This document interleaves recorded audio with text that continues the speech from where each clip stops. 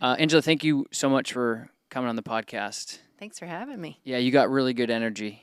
Oh, thanks. This place is pretty incredible, so I feel you. like I'm in the right place. Yeah, and I just FaceTimed my wife because somebody just walked through the door, and they said, "Hey, I'm here for a group class." And I said, "I hope not, because I'm filming a podcast." In my head, I didn't say, Right. I didn't say it out loud. Right. And so I went to one of my trainers, like, "You got a group class right now?" She's like, "Yeah." So I Good. call my wife. I'm like, she's like, "Oh yeah, I didn't even." I'm like, "Okay." So anyway, if anybody's listening and you hear a couple barks on the other side of the wall, it's just group class. Those are allowed. It's it's a dog podcast. That's right. Thank you so much for hopping on. This is going to be incredible. All the guests I've been having on, and I say this often, it's like a selfish thing for me because we get a lot of inquiries for guests, and when either your people reached out, whoever it was, I was like, that's something, because it always just gets kind of slid across, and I'm like, yeah, that sounds cool. Yep. Mushrooms, longevity, cannabis, Research. science. I'm excited about that. Me too. And so I have speaking of matcha that I just slid across the table out of the scene, that I'm a big nootropics person. Me too. I don't really know what it is, but I know. I can tell you. Yes, I'm excited for you to tell me, because have you ever heard of a company called Magic Mind? Yes. Okay, so I take. Isn't that the Joe Rogan thing? No, Joe Rogan somebody- has a nootropics with his On It line, and it's called Alpha Brain, Okay, that's it. which Yeah. is a good nootropics as well. Same thing. I just take- they changed the words around. I there. take both. So the Magic Mind is a little shot. Actually, there's one in that refrigerator I can grab in a minute. But it's nootropics, mushrooms. It's got like 50 milligrams of caffeine that comes from matcha. So that right there is a company called Dose, DOSE, and they make a nootropic matcha Nice. blend. Smart. It's awesome.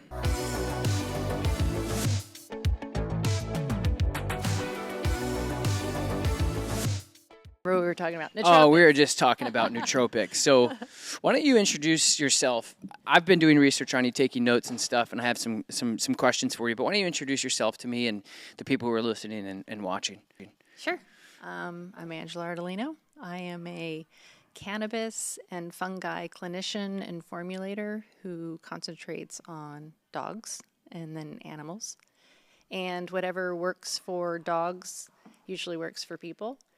And how I started on this journey is I healed myself of an autoimmune disease, which was affecting everything from my behavior and health and gut and everything. And I got my gut right and corrected myself, dealing with a master system we all have called the endocannabinoid system, which has actually changed its name. It's called the endocannabinoid OM. Every single person has a. What did you say? So it's called it's called the endocannabinoid system, is what most people are starting to recognize the name, but it's actually called the endocannabinoid OM now because it has incorporated the gut microbiome.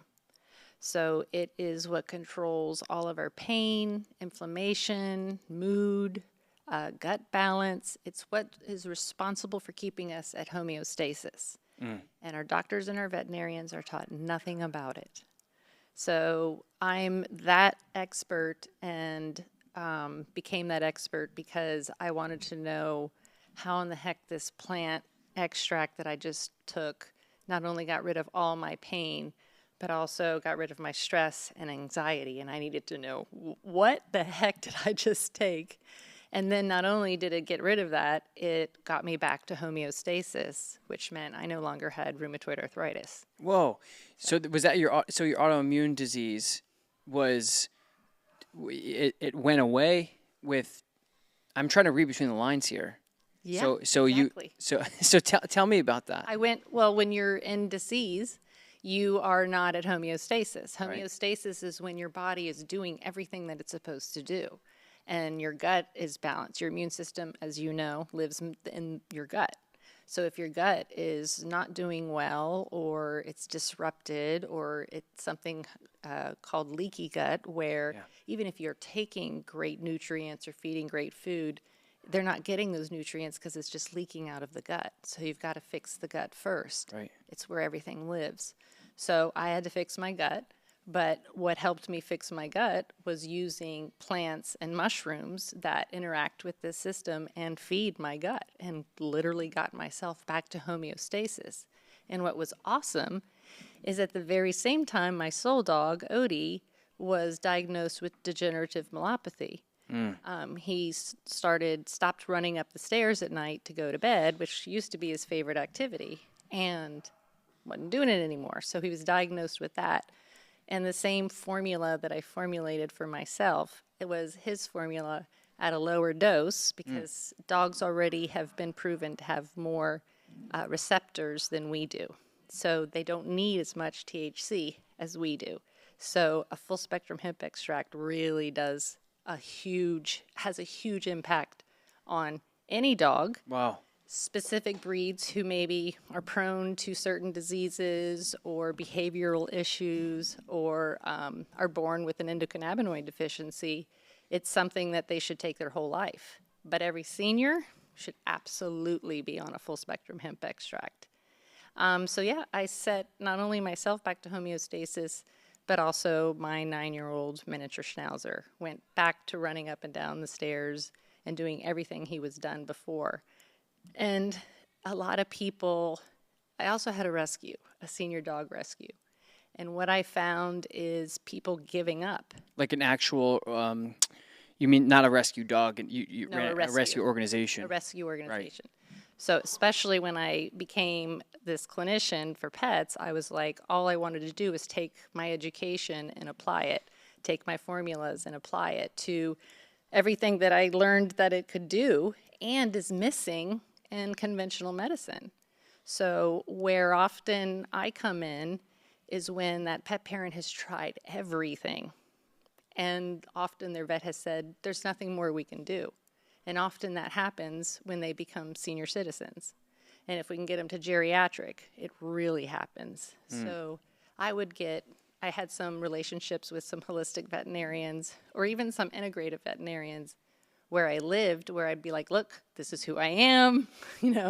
If you know anybody or you have any cases, I'll take them, because it becomes so overwhelming and sad. And 9 times out of 10, it was just early signs of dementia. Really? Or, for dogs? or early signs of cancer or disease, or they already had the disease, and everything they were told to do is not making things better. It's getting worse. They're going back and forth to the vet. They're on all these meds, and the dog is just deteriorating before them. Mm-hmm. I know why now.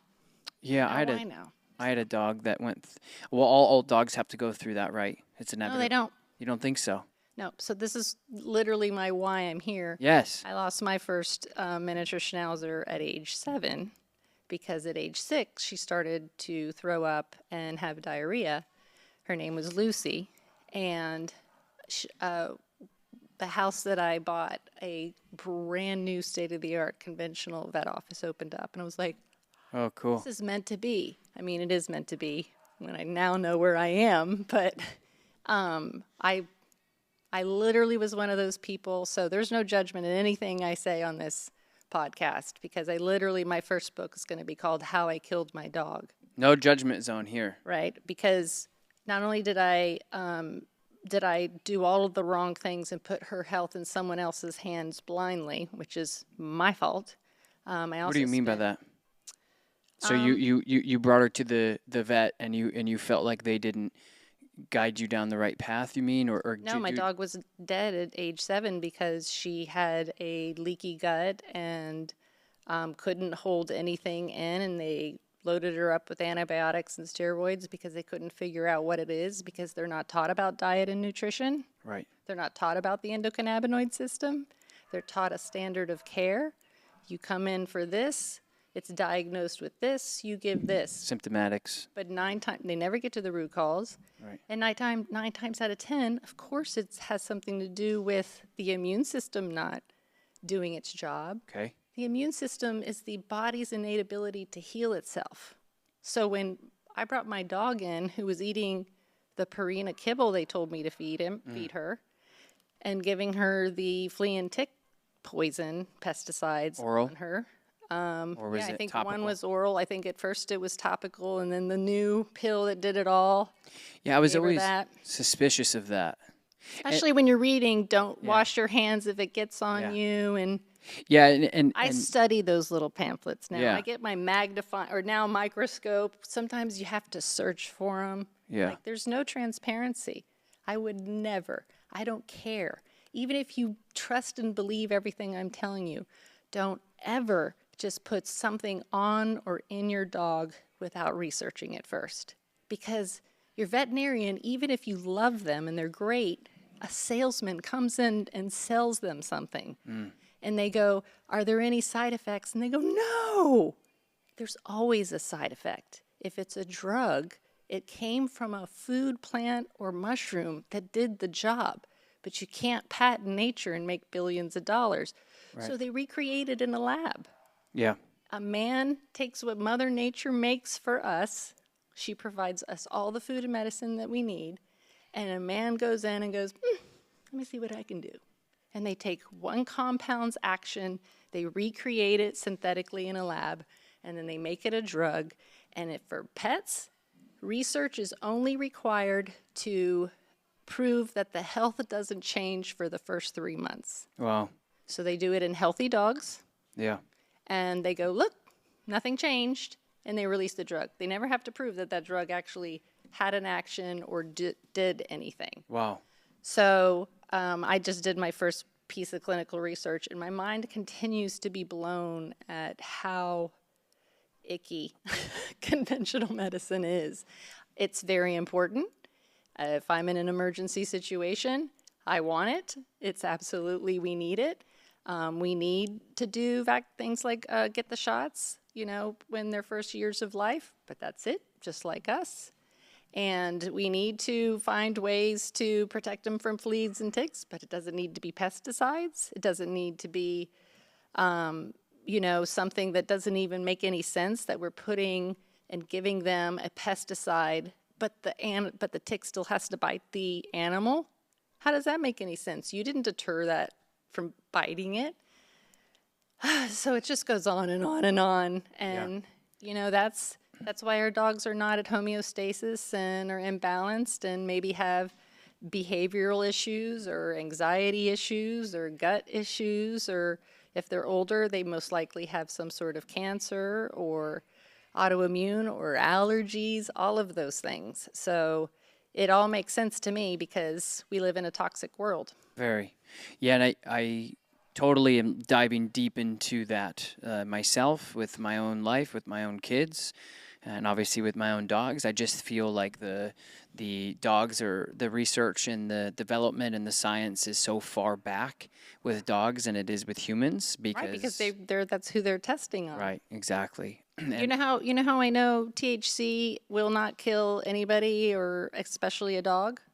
Because it never has. Because they did exactly. Thank you. High five. Yeah, I just feel like maybe because it's never happened. Yeah, but we got to prove it, right? Yeah. So people don't realize that all their prescription medications for animals, they're being tested on dogs. Like, I know the Ridgeland Beagles are getting lots of attention right now. Those Ridgeland Beagles are the ones that they test the crappy kibble on, the medications on, all of that. That's what that's for. And what they're testing is to see, can this concoction I made in a laboratory actually be okay for an animal to use?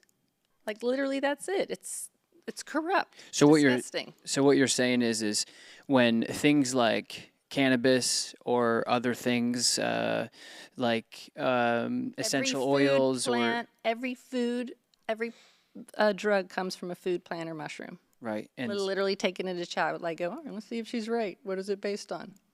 What? I mean, penicillin comes from a mushroom. Wow. And so people are just, so it's really, I think it's convenience, and it's also money. I think because as I try to be as objective as I can. It's like, okay, because when I talk to so many different people for my job now, and it's amazing. And it seems like there's this first line of defense where it kind of has this ladder system where, and it's very, very similar to the human system and the healthcare system, and it's really starting to open up. Thank God, things are really starting to open up where these natural things that can actually heal you in a very organic way, like peptides, for an example, things that live inside of us that can heal us in a natural way, and we can almost take it as a supplement. The pharmaceutical companies are fighting so hard against it until they can patent it and make money off it. Or buy the company. But to your point, they can't patent something that happens naturally in nature. And so that's where we're running into these issues. So they go, wait a minute. That's what I just had an epiphany these last couple months, taking peptides myself and now my dogs, and I'm diving deeper into that.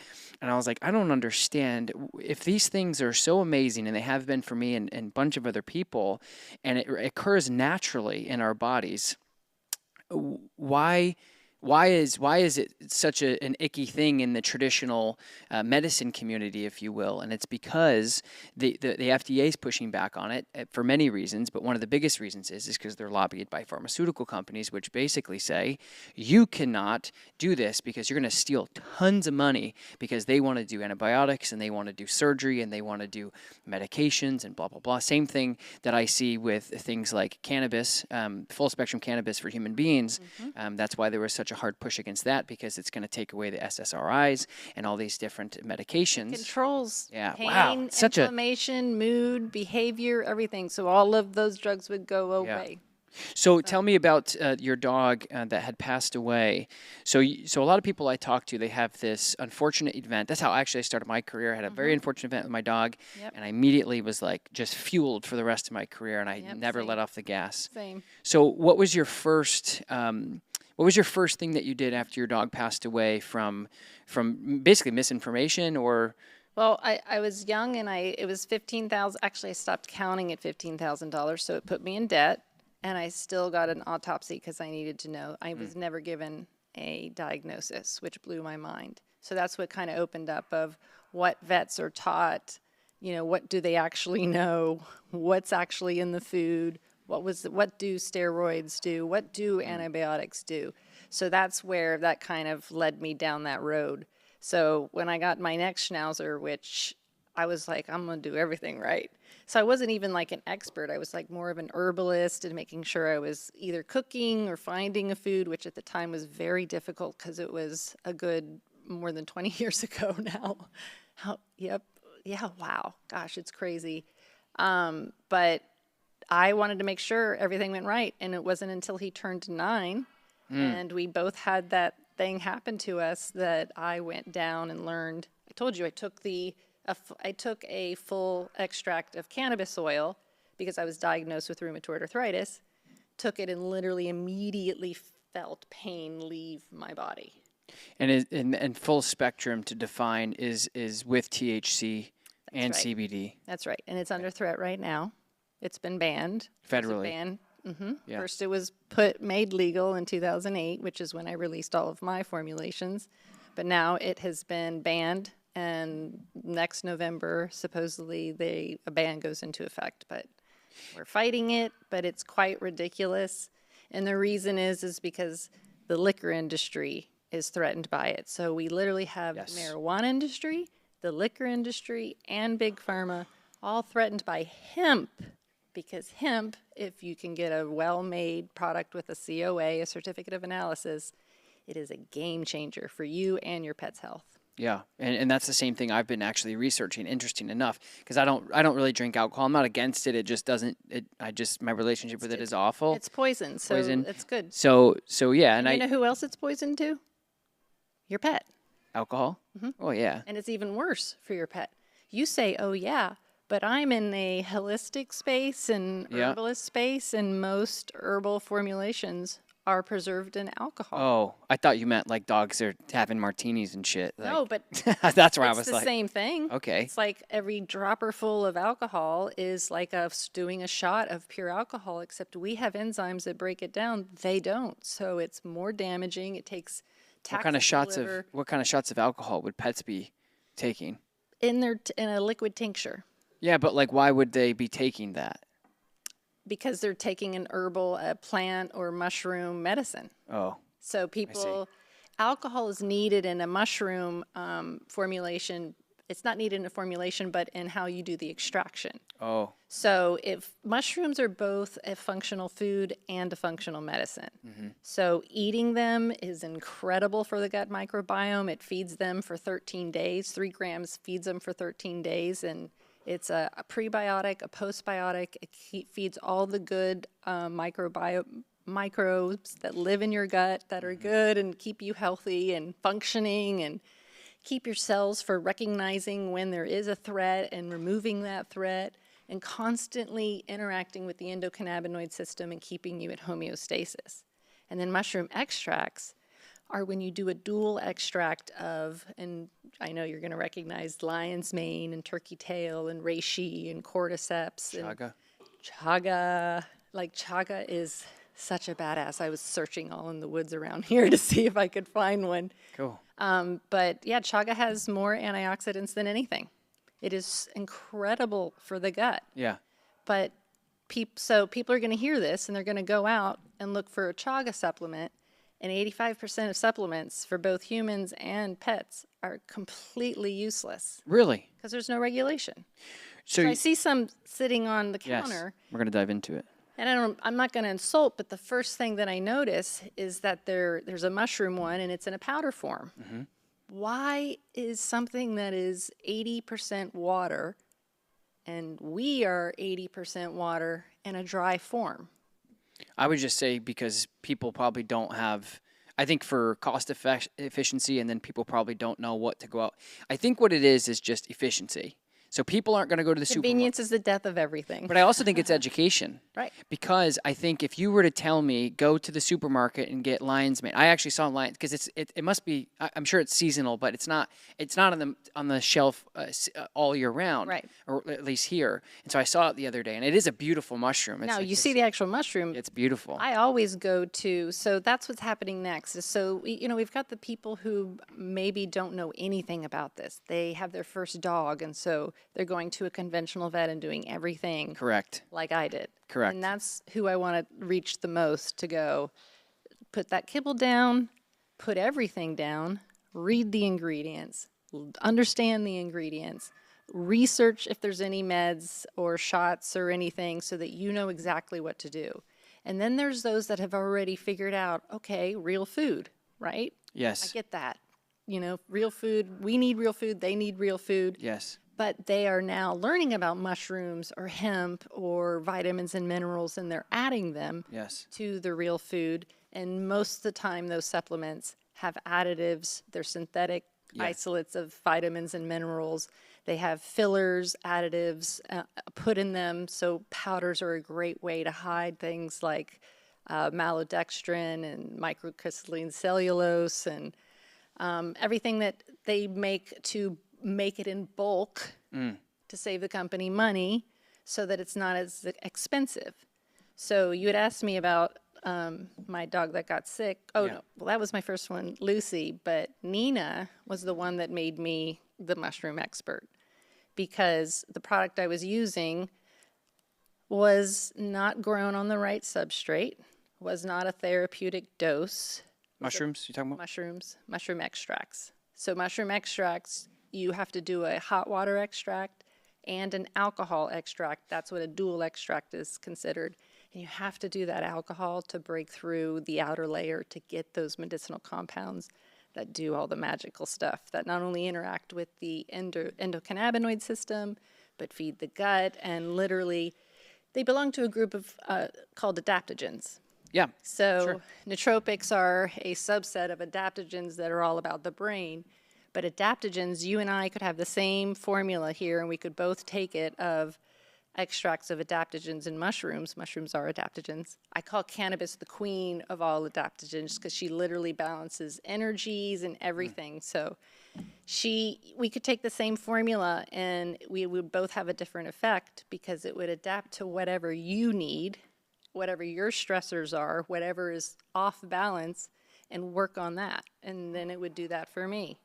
Same for my dog. Same for every single animal because they all have an endocannabinoid system. Right. So So most people who are listening and watching this, they are your average dog owner that are going to the vet, getting their vaccines once or twice a year, distemper, bordetella, rabies, depending on what cycle you get. Sometimes it's 2 year. I think I've seen as long as a 5 year rabies cycle. And they're doing, whatever the vet recommends for food. And these are people who are just doing the best they can with what they have. With all the research you've done and all the heartache that you've had to go through to be on the other end and be on the other side of, something's wrong, something's broken. Walk me through the process because we've had a bunch of people in this podcast that kind of talk about why the food industry is the way it is, but what about just the systems of the flea and tick and all that stuff? So tell me, what can people do differently and why they should be doing something different? If they go to the vet, why are the veterinarians asking you to do this stuff, and then you're doing all this research, and other people, not just you, are saying, well, wait a minute. So walk me through that process as dog owners are listening to this, scratching their head going, but my vet's great, and my dog's happy, and they seem healthy, but can you just go down that roadmap of what dog owners, why they're put down this roadmap and what they need to start looking for? Yep, I love that you're asking me this question, because what I want pet parents to know the most is that they have a choice, and they're giving one choice if they're going to a conventional doctor's office. I want them to know that there is traditional medicine that has existed for thousands of years that works, and it's based on systems in our body, and plant and mushrooms and food are the medicine, but our doctors are taught a standard of care, and they're taught, okay, kidney disease, this is the surgery, this is the medication, and they weren't really taught about diet and nutrition, so candy companies came in and made science diets and said, kidney disease, you also feed them this. Those same companies are who are training our conventional veterinarians. I know this because I have taught at conventional veterinary schools where I was invited by the holistic group, club, and taught them all about the endocannabinoid system. But people think the person in the white coat knows everything, and our veterinarian doesn't know anything. So we have good ones and we have bad ones. My favorites are the holistic or even the integrative.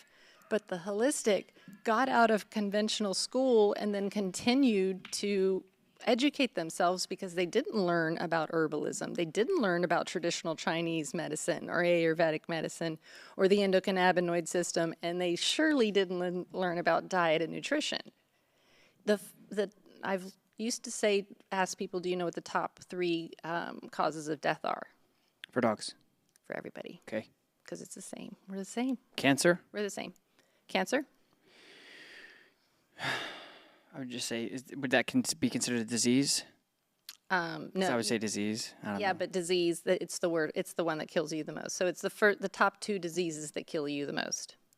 Same for our dogs. Cancer and heart disease is 1 and 2. Obesity? 3 is medical error. Oh, really? Medical error from a doctor? Wow. And what that medical error usually is a concoction of pharmaceuticals that damage the body. Because remember, when we give the body a pharmaceutical drug, that drug is never getting to the root of the cause of the issue.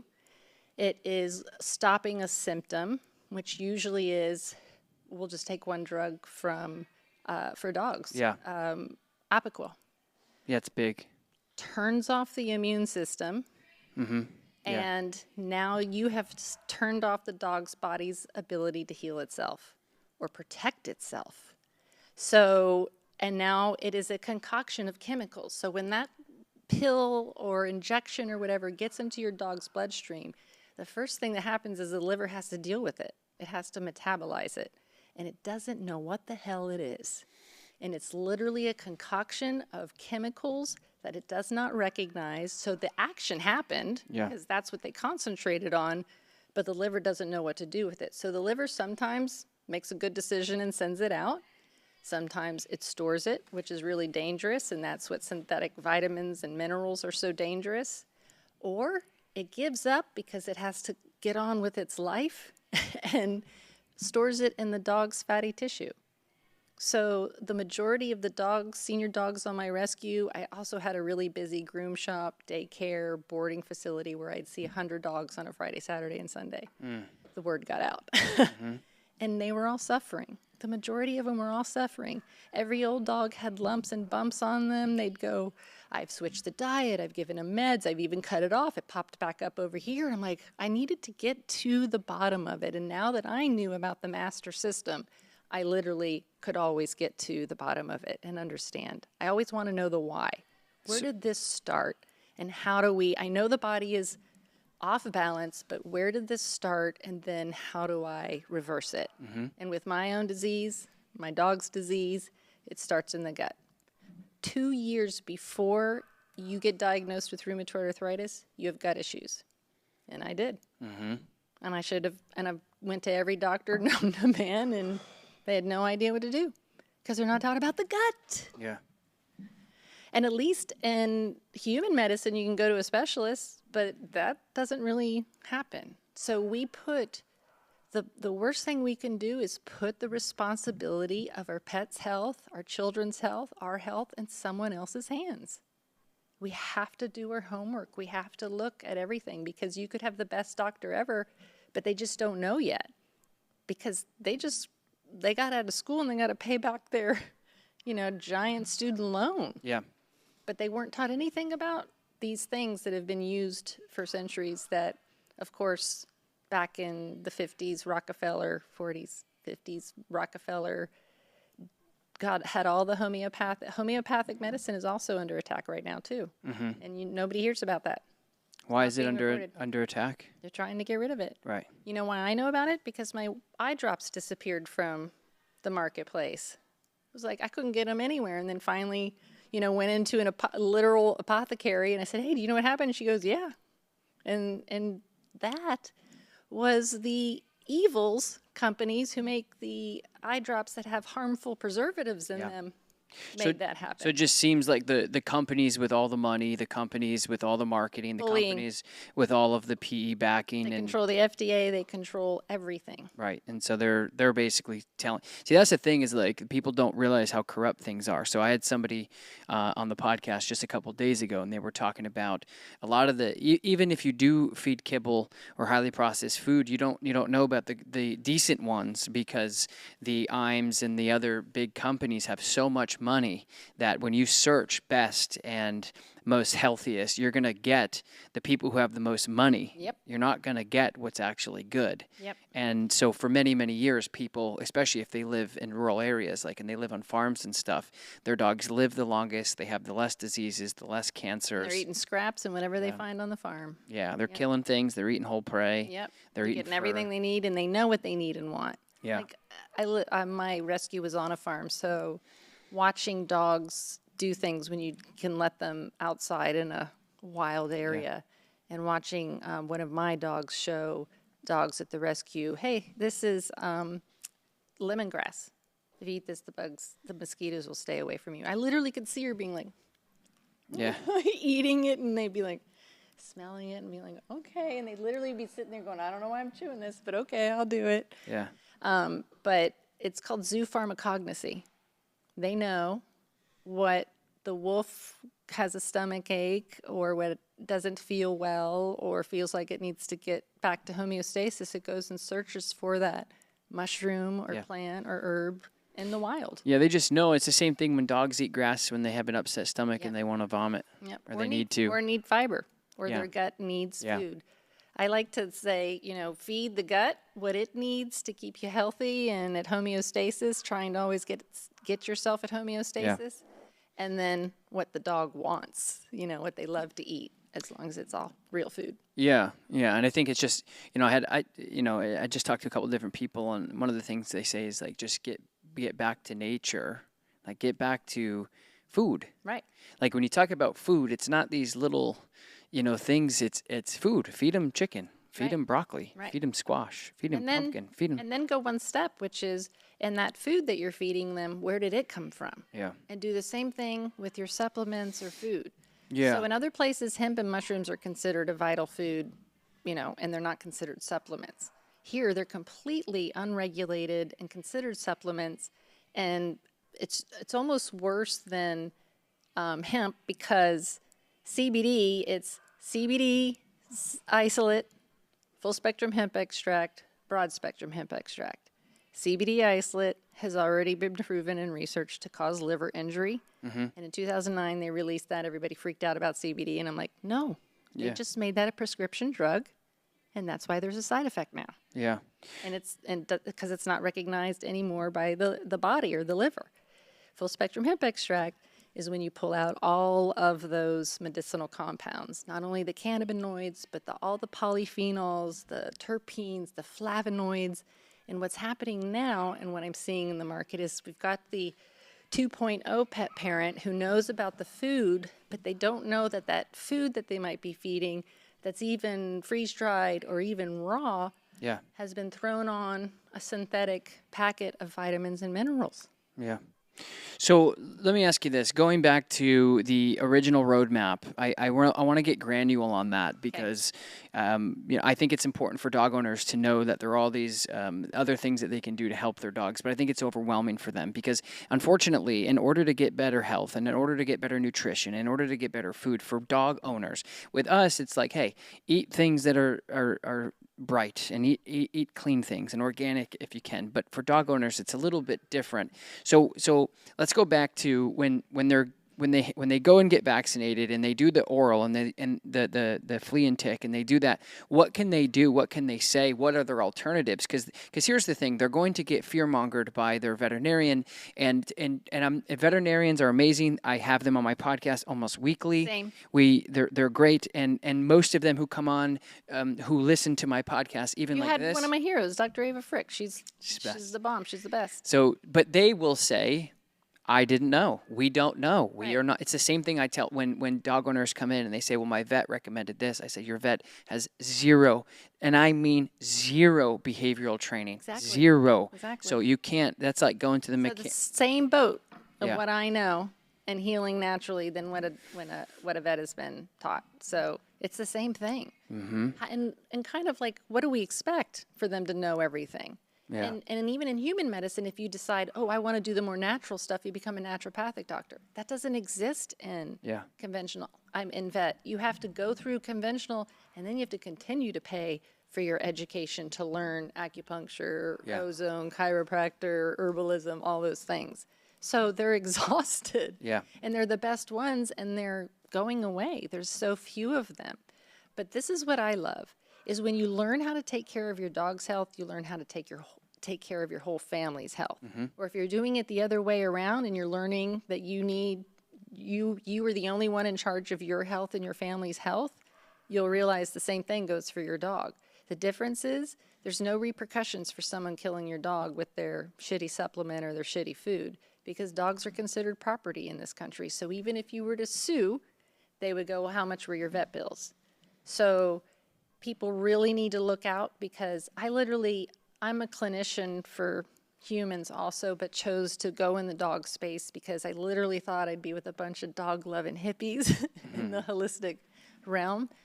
But that's where most of the bad people come, is over to the dog space, because there are no repercussions. These big pharmaceutical companies will test drugs like Librela, which is one of the most evil ones that's out right now. There's literally a class action suit, and I keep having him on my podcast. Happy to introduce you to him, because they killed his dog with the drug, but literally they're going in with their 12, 13-year-old dog, and their good vet that they love and have gone to for the 13 years says, there's this new drug that's great for old dogs, because that's how it was marketed to them. So let's break that down a little bit. So the veterinarians, God bless them, because they don't know, right? They are taught when they get out of vet school, and it's, I guess there's pluses and minuses of all the PE companies buying all the veterinarians and the companies. Like there's pros and cons to that.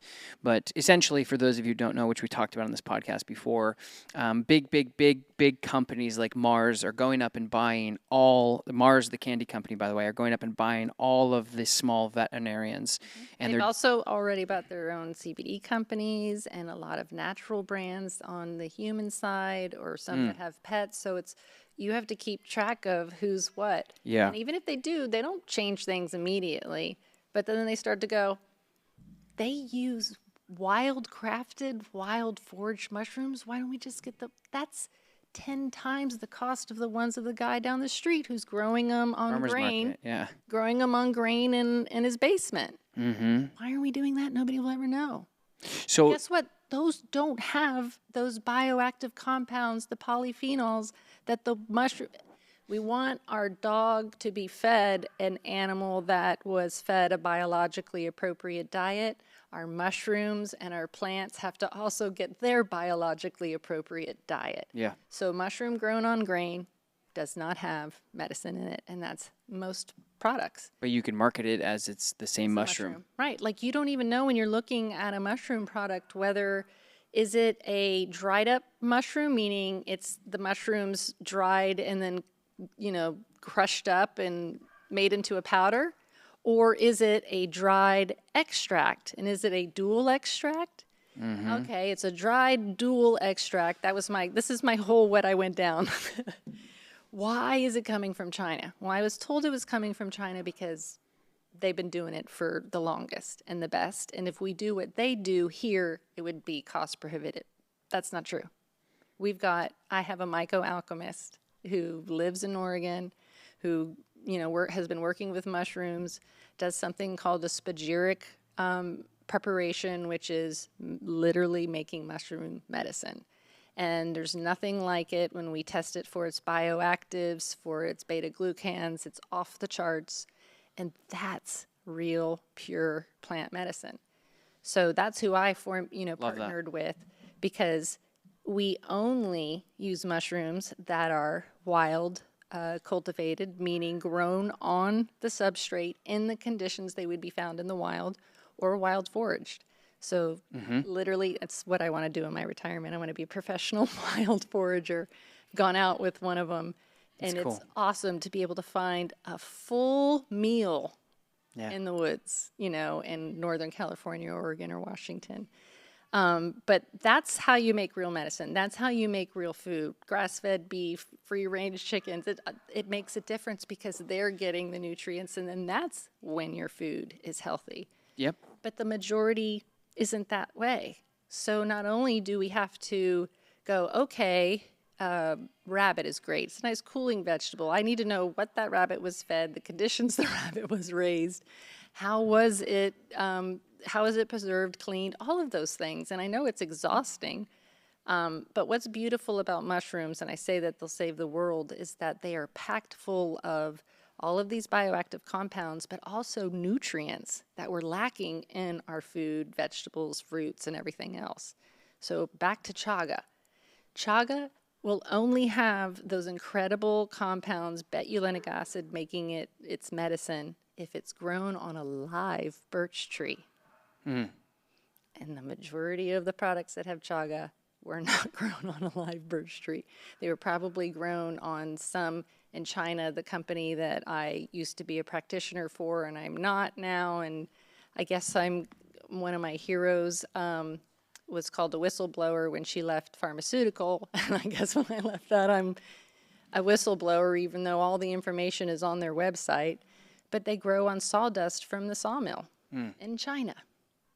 And there's pictures of, people stuffing plastic bags with sawdust. And they inoculate the sawdust or the grain or the straw or whatever it is in a plastic bag, which I hate plastic too. Yeah. We know all about that. Yes. And the spores or inoculate the thing, and they eat the substrate. And then often companies will throw that and grind it up and call it a mushroom supplement, because that's the mycelium. Mm-hmm. And the mycelium is awesome, but there's no way to separate it from the substrate unless it's in a liquid. So it eats. Sometimes it pops up the little baby mushroom. Then sometimes people throw that in and call it a mushroom supplement. Others let it all come out, harvest them, chop them up, dry them, call it supplement. Yeah, it could be food. It probably has some fiber in there. But it's being sold for the same amount as the one that truly is one grown on the right substrate, one that's dried, one whatever. But then, so that's still not what I make or what's mushroom medicine. It is that mushroom grown on a log or on a live birch tree, harvested, dried, extracted with hot water, extracted with alcohol. If it's a pet product, the alcohol is evaporated off of the product. And if anybody who uses tinctures and hears this, and you still have alcohol tinctures, I even still have them, you can simply evaporate the alcohol out of it before giving it to them. You put it like in a shot glass and sit it for a little amount of period, and the alcohol will evaporate off. So I don't want people to go, I have to throw everything out. They don't. But we evaporate it off, and then we preserve it. I'm sorry, I skipped a part. After the extraction, what's left is called the spent, and we purify that and put it back into the extraction, so it's a true whole extraction of the mushroom. Yeah. You get everything in it, and then preserve it in a organic vegetable glycerin. That's how you make medicine. Yeah. The other thing that we know, and I love research, so I look at what has already been researched and proven to work and is all natural, and how do you do it from all the way from where is it sourced from? What conditions does it need to grow in? How do we extract it so we don't damage anything? And it's truly a full spectrum product, whether it's a mushroom, ashwagandha, astragalus root, hemp, all of them, it's the same thing. If you don't do it the right way, you're going to be missing some of those things that you read about, that you go, oh my God, they healed the dog, they did that. So this is where I became a manufacturer of mushroom products, was when my Doberman got osteosarcoma. And I knew what I needed, but I couldn't find it in a therapeutic dose. Therapeutic dose is how concentrated it is. How many is it, a whole full spectrum? Because that's going to really make a difference in that dog's health. But it's not regulated, so anybody can do anything, and the 85% of them do. And they're going to cut the real product. They're going to find ways to where they concentrate. Yeah. Their intention is profit. My intention, Holistic's intention, if they're real, is to get to the root of the problem and really heal. I'm a Love that. do no harm, get to the root cause type of gal. And you can do no harm and get back to homeostasis and heal. I've done it so many times with old dogs that came to me with everything from every type of cancer you can imagine, IVDD, total have lost use of their back end, seizures, crazy anxiety. I had a groom shop. So I have made a formula. That was my first formula after healing myself and my dog, was how the hell do I calm these dogs down? Yeah. And then how do I, because there was no training involved, because they were in such a state that I'm like, how do I get them to a parasympathetic state, which is a state that is calm, and it's kind of like homeostasis for the nervous system, but it's temporary, so that they can learn. And so I was I bought the groom shop because my formulations were done, but it was before 2018, before I could release anything. And I went out to find, once I got my education, how it all started. After I healed myself, I needed to know more. What is this? I'm in Florida. How do I get this here legalized? How do I find other people? And at the time, I had a family media company where all I did was report about natural health and toxins. And I don't know if you know what EWG is, the Environmental Working Group. EWG.org, favorite website ever. They have a cosmetic database where you can literally enter cleaning products, personal care products. They will show you what the ingredients are, which ones are cancerous, which ones aren't.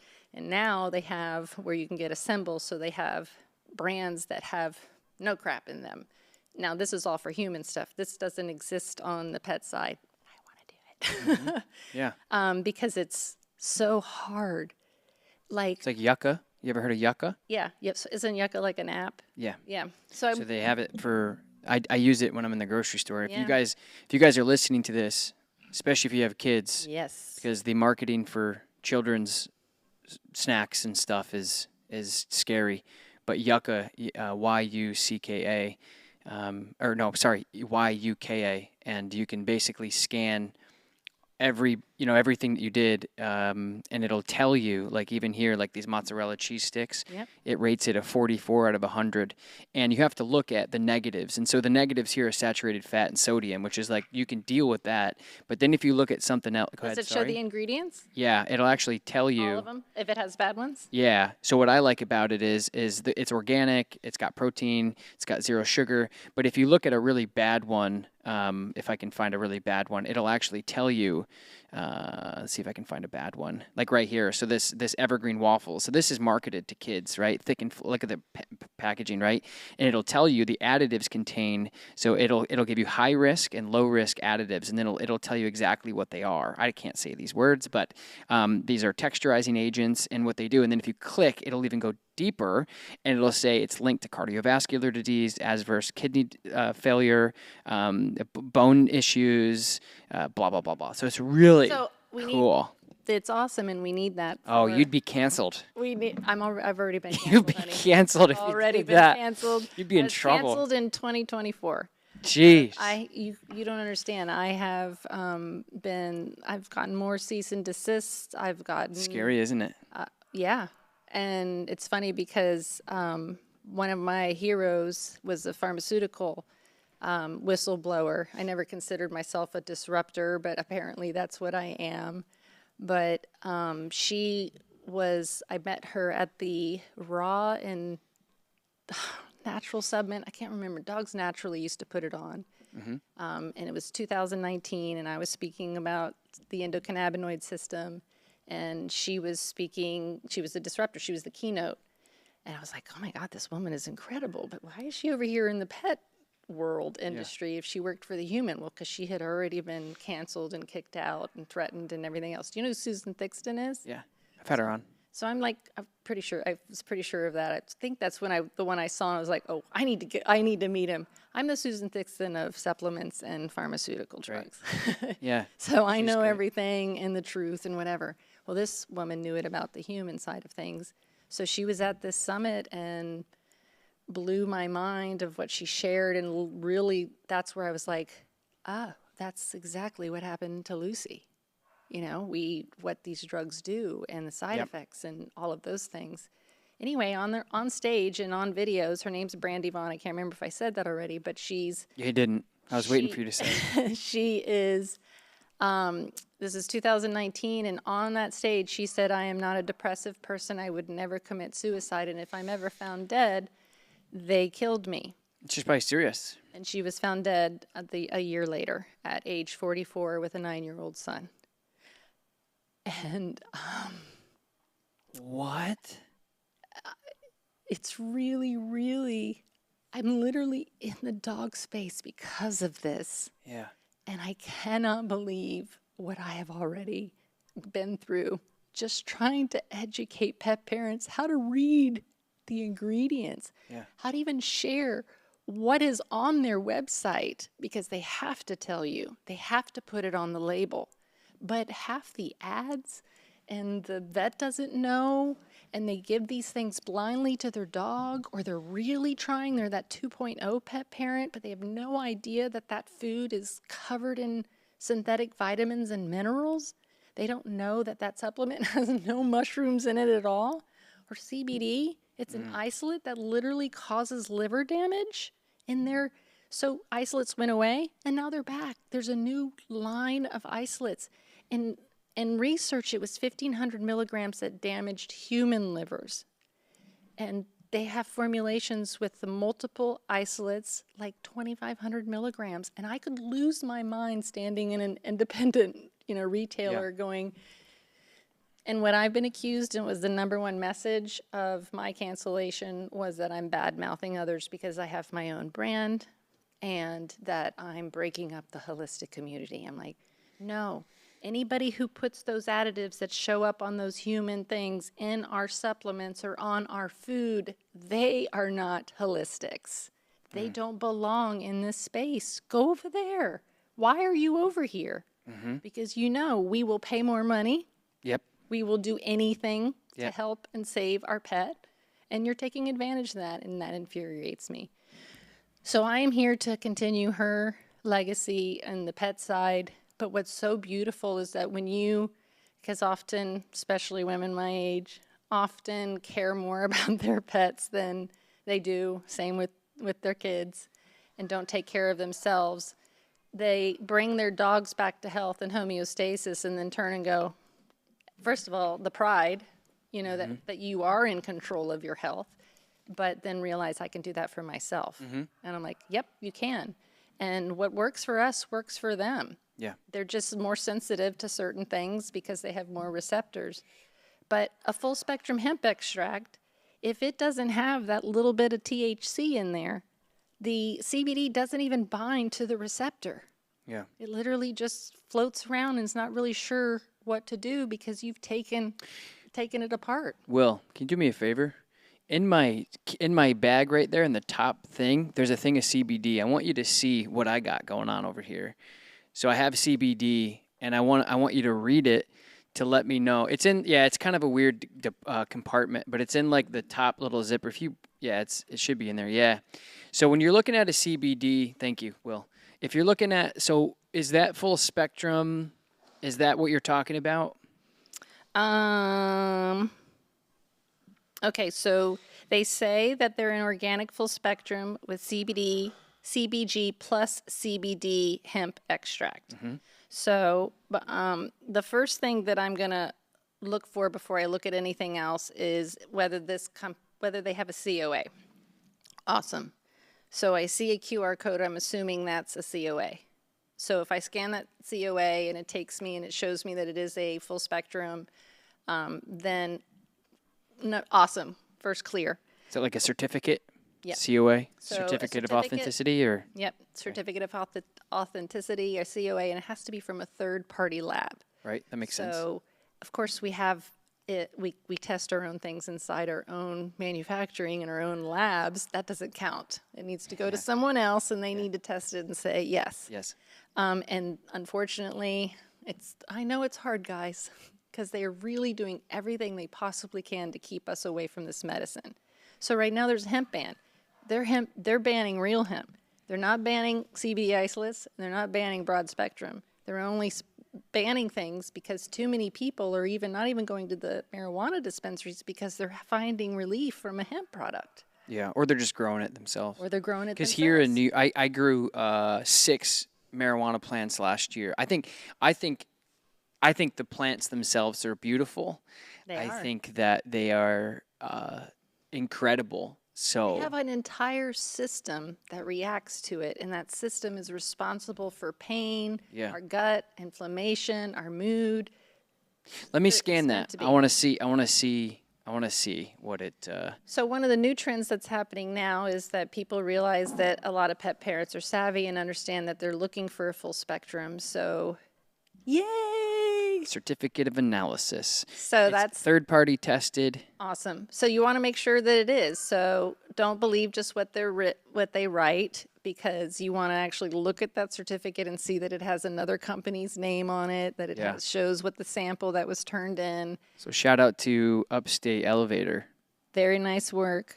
And then the only other thing that, and nothing on here now alarms me, but a new trend, and I would still want to make sure that they're not doing this, is that people have a full spectrum product and now, with CBG or with CBG and CBD. Well, CBD and CBG are already in it.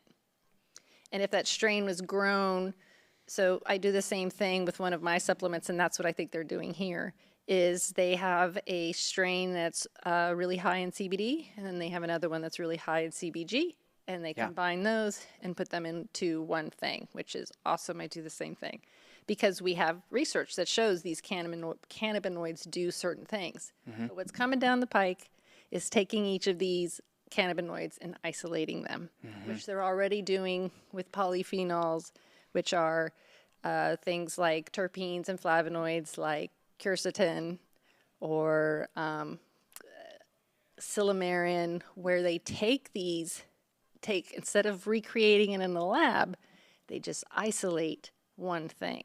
And you can't do it. I told you what happens when you do that to CBD and there's no THC. It's not the same. Don't mess with Mother Nature.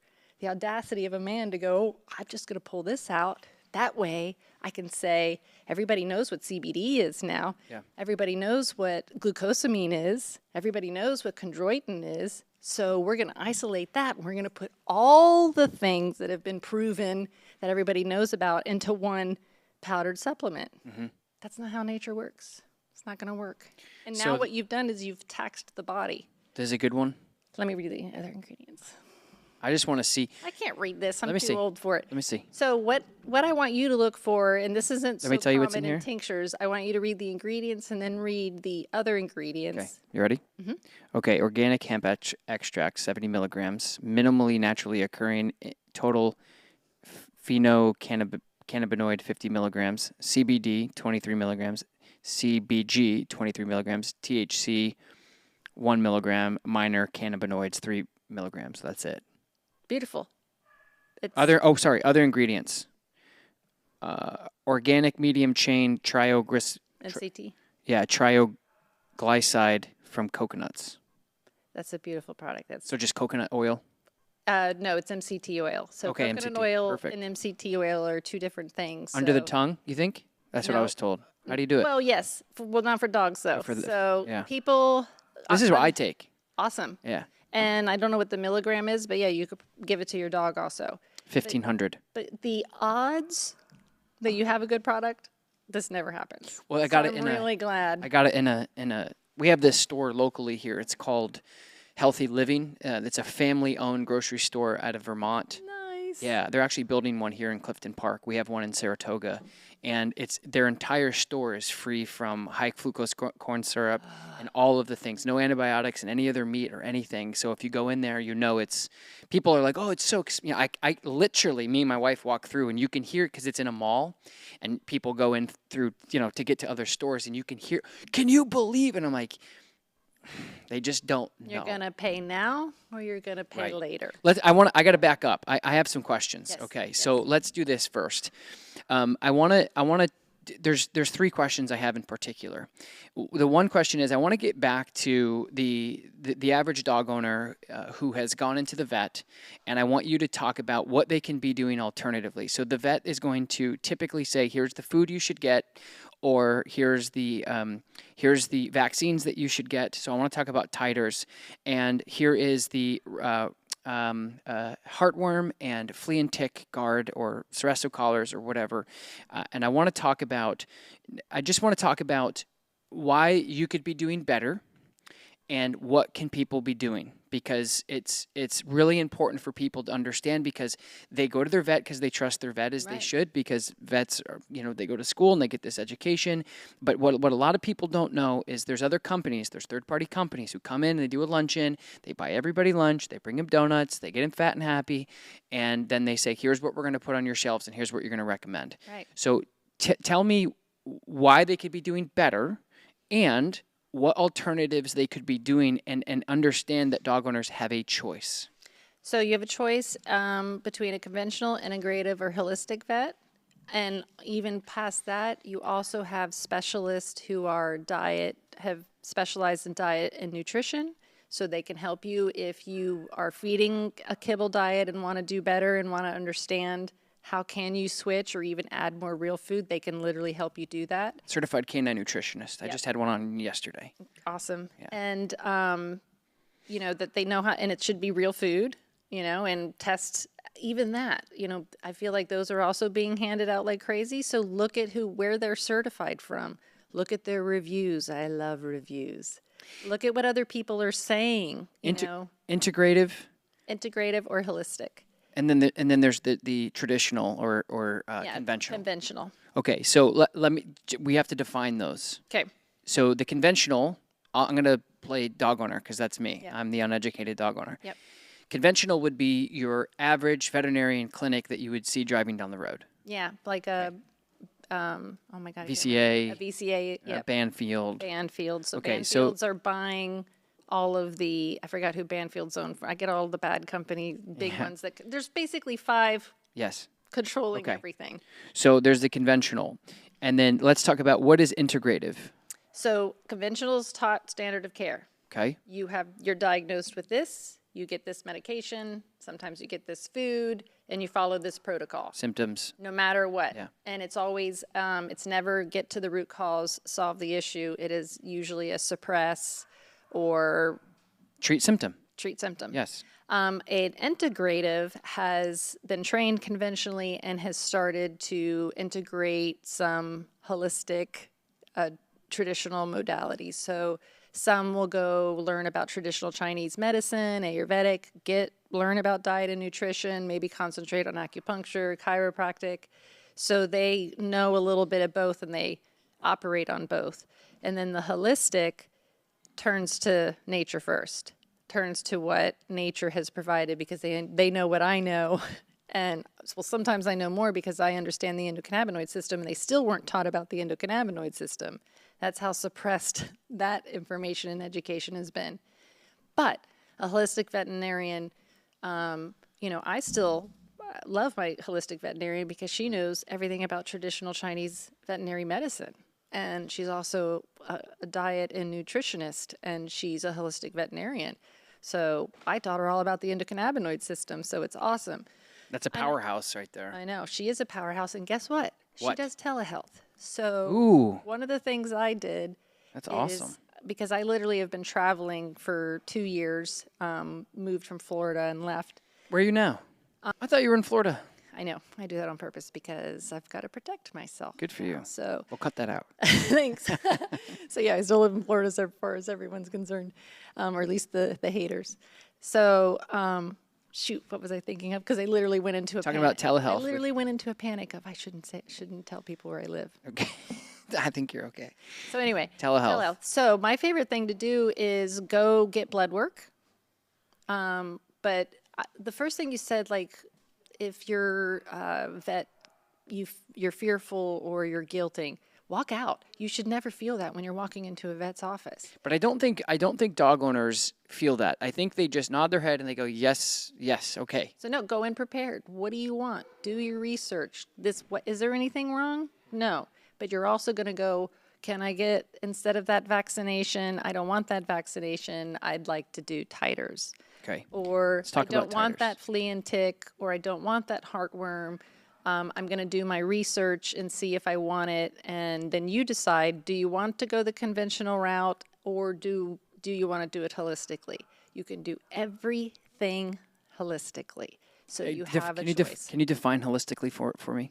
So holistically, my definition and what it should be is that whatever we're doing does no harm, which literally is the veterinarian doctor's oath, is to do no harm, to help you get back to health, to continue to learn and educate people what you learn.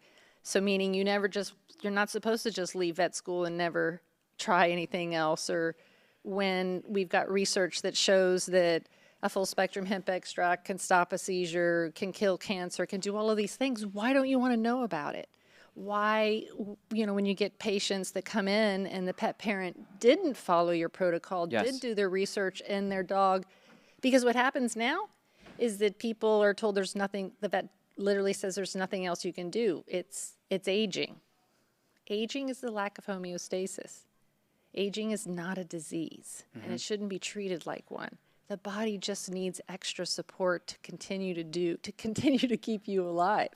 And that's nootropics are all about keeping that brain healthy and giving what it is. And nootropics are plants and mushrooms that do this, and it's their extracts. So now that plants and mushrooms, and we all know this, they're going to come after that next. So nootropics are extract of plants and adaptogens that interact with the brain. I'm going to show you something. Okay. Maybe. If somebody took it, I can't. Hold on. Okay. So I have this. Yeah, baby. Check this out. So the first thing I see is that I love that it's in liquid form. Well, and it's also in plastic, but that's okay. That's okay. We got to pick our battles. We'll get there. Well, because it's really expensive to do what this person does. Well, that's really expensive anyway. So for there's a reason. That means it's probably people who aren't watching. This is a Magic Mind. They do not pay me. I am not affiliated with them, but it's something that has changed. My relationship with caffeine has changed as I gotten older. So you can't read it again, so you have to. I'm going to tell you. So I just want to go over nootropics just because this is what this is. So Magic Mind is a mental performance shot. It's got 55 milligrams of caffeine, sharper mind, calm energy, managing stress. So what's in here is, let's see. So we have lion's mane, Bacopa, Bacopa, and then cognizin. So that's something that I think that they trademarked. Rhodelia, cordyceps matcha for calm energy, ashwagandha, L-theanine. How do we say that? L-theanine. L-theanine. Turmeric for managing stress. Vitamins B2, B3, B12, C, and D for utility. So this has some niacin in it, has some calcium, and some vitamin C. And so I've been taking this every day. Has a little bit of olive oil in it, and it has some matcha in it. So I've been taking this every day. It's kind of bitter, but I've been taking this every day. That's a good sign. Their thing is reclaim your brain. And I started taking this mainly because of, again, my relationship with caffeine. As I got, right when I hit my 31, 32, 33, traditional coffee just gave me really bad anxiety, super intrusive thoughts, and just overwhelming. I'm like, what is going on? And you know where that's coming from? Your gut. And probably, but why do you think when I age that would change? Because in my 20s and obviously before that, or maybe I just wasn't mindful of my mental health. But I used to and I still love coffee. Like my wife drinks coffee, it doesn't affect her at all. And I'll just take sips off her just to get a couple little doses. Yeah. But it's just interesting how as I got older, it affected me so differently. So did alcohol. I don't really drink alcohol anymore because I just. And the same thing happens to our dogs as we age. And what's happening is that our immune system, our body can't handle the toxic overload that's coming from those things.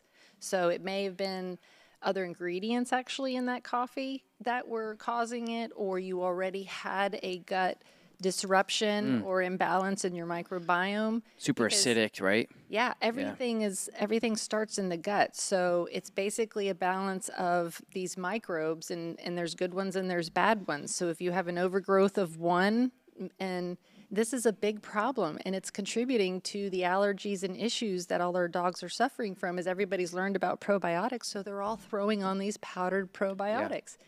And they're filled with additives and fillers, and they're powders with all kinds of crap in them.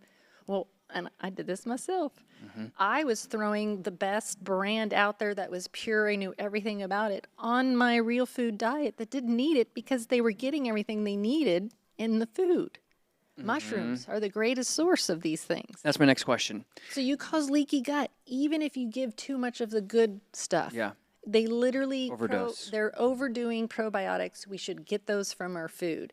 If we have a gut disruption, or we do have to go get a dental or give a med or something that's going to disrupt the gut, then we might want to put some more in to help rebuild the gut, protect them before they go into the surgery or take the med, and then help them recover afterwards. Great. But they shouldn't be given every single day. Mm-hmm. And most of them are crap. There's very few people that are making really good supplements. It's hard. And that's why you're here. We're going to talk about how to read labels, and because there isn't yet. So yucca is that. And there's also one for a guy I trained jiu-jitsu with told me about the supplement one, which is called Supco, S-U-P-P-Co. Anybody out there that's taking EWG that I brought up has one for products. So cleaning products. Yep. They don't have it for dogs, but it's pretty much the same type of thing. Well, if you need a partner in that, let me know. I do. That sounds awesome. It is absolutely my mission to get it done, and now we have AI to help. Yes. So I already have it all organized. Let's go. I emailed you a chart that's literally, because of course, I know how the pet parent's feeling right now. They're like, what do we do? What do I do? Panicking. So I literally emailed you 2 charts. Okay. One of them is how to identify synthetic vitamins and minerals. Okay. So what they're really called, and then what the fake ones are called, so that you can identify them. Because to me, that's the hardest thing to. This says. Is that enough? Vitamin C. Vitamin C from what? Yeah. From a chemical man-made in a lab, or from an orange? Or citric acid, where we think citric acid is safe because it comes from citrus, right? Nope. It's made in a lab from mold, and it's really, really bad. The only thing that I didn't like in there was the L-theanine, because that's an isolate. L-theanine is incredible, but it doesn't necessarily need to be in an isolate. What can we put in there that it's in its more whole form? Because they put the whole lion's mane in there. They put the whole Bacopa monnieri in there. What's Bacopa monnieri? It's my favorite. Mushroom people are just passionate about mushrooms. Not even a mushroom. Oh, it's not? I thought it was. No. By the way, you did that. I was like, it must be a mushroom. Because it just, everything I learn, it proves that Mother Nature provides us with everything. Where does that come from? So Bacopa monnieri is a plant, and both lion's mane, Bacopa monnieri, and astragalus root have been proven to regrow our telomeres. And what our telomeres are is the DNA inside of our cells. And every time our cells replicate, they shrink. They're like shoestrings, and they're the plastic on the end of a shoestring. They start to deteriorate, and that's when we start to age. That's when we can't tolerate alcohol or coffee or gluten or dairy, or we have to start really reading because our body's going, I'm overwhelmed. So it is, what was I talking about? I forgot. I started doing a lot of intravenous NAD for that stuff. So NAD also is an isolate. So you need to know where can I get an NAD in its more whole form? Because when you isolate it, the body doesn't know what it is anymore because it's missing everything else. And you need it all. It's the same thing that happens when you process food. When you ultra process food, you kill things that now make that food healthy. Or you pasteurize milk, where you literally take away enzymes and compounds that will allow your body to absorb calcium. So nature works in a very awesome way, and the audacity of man to go, I'm going to recreate it, or I'm going to change it, or I'm going to make it better. No, you can't do that. Let me ask you this. So what are the benefits of mushrooms? Because I would say 99% of people listening to this have absolutely zero idea the benefits of mushrooms and the fact that you can even give it to dogs, like period. So we were talking about Bacopa monnieri. So lion's mane mushroom, Bacopa monnieri, and astragalus root. So astragalus root and Bacopa monnieri. Astragalus root is actually a root. Bacopa monnieri is a plant. It's actually a aquatic plant. And lion's mane is one of my favorite mushrooms. Those extracts have already been proven to regrow those telomeres, meaning reverse aging. So that research is already done, and I already knew about it. So we also have the research that shows us when you put more than one adaptogen together, they become very powerful and synergistic. So it's almost like extra strength. You know, the more you put on there, so you got a super anxious dog and lavender and a full spectrum hemp extract and ashwagandha ain't working on it. We just keep adding these adaptogens that are known to calm the nervous system. And then you get an extra strength calming aid, and you never had to go to something dangerous like a gabapentin or a trazodone or something, which are both failed drugs in the human market. You understand, they spend millions of dollars recreating these things in a lab, and then when they fail, they're not going to flush those millions of dollars down the drain. They release it as a drug in the pet market. So let me ask you this.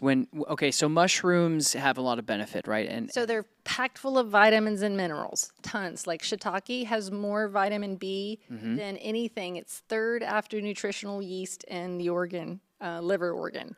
Other than that, it's third with the B vitamins. They're an incredible source of vitamin D. If you have mushrooms, you buy them at the farmer's market or the grocery store, and they're local, make sure that they're real. Putting them in the sun increases their vitamin D. Okay, walk me through that.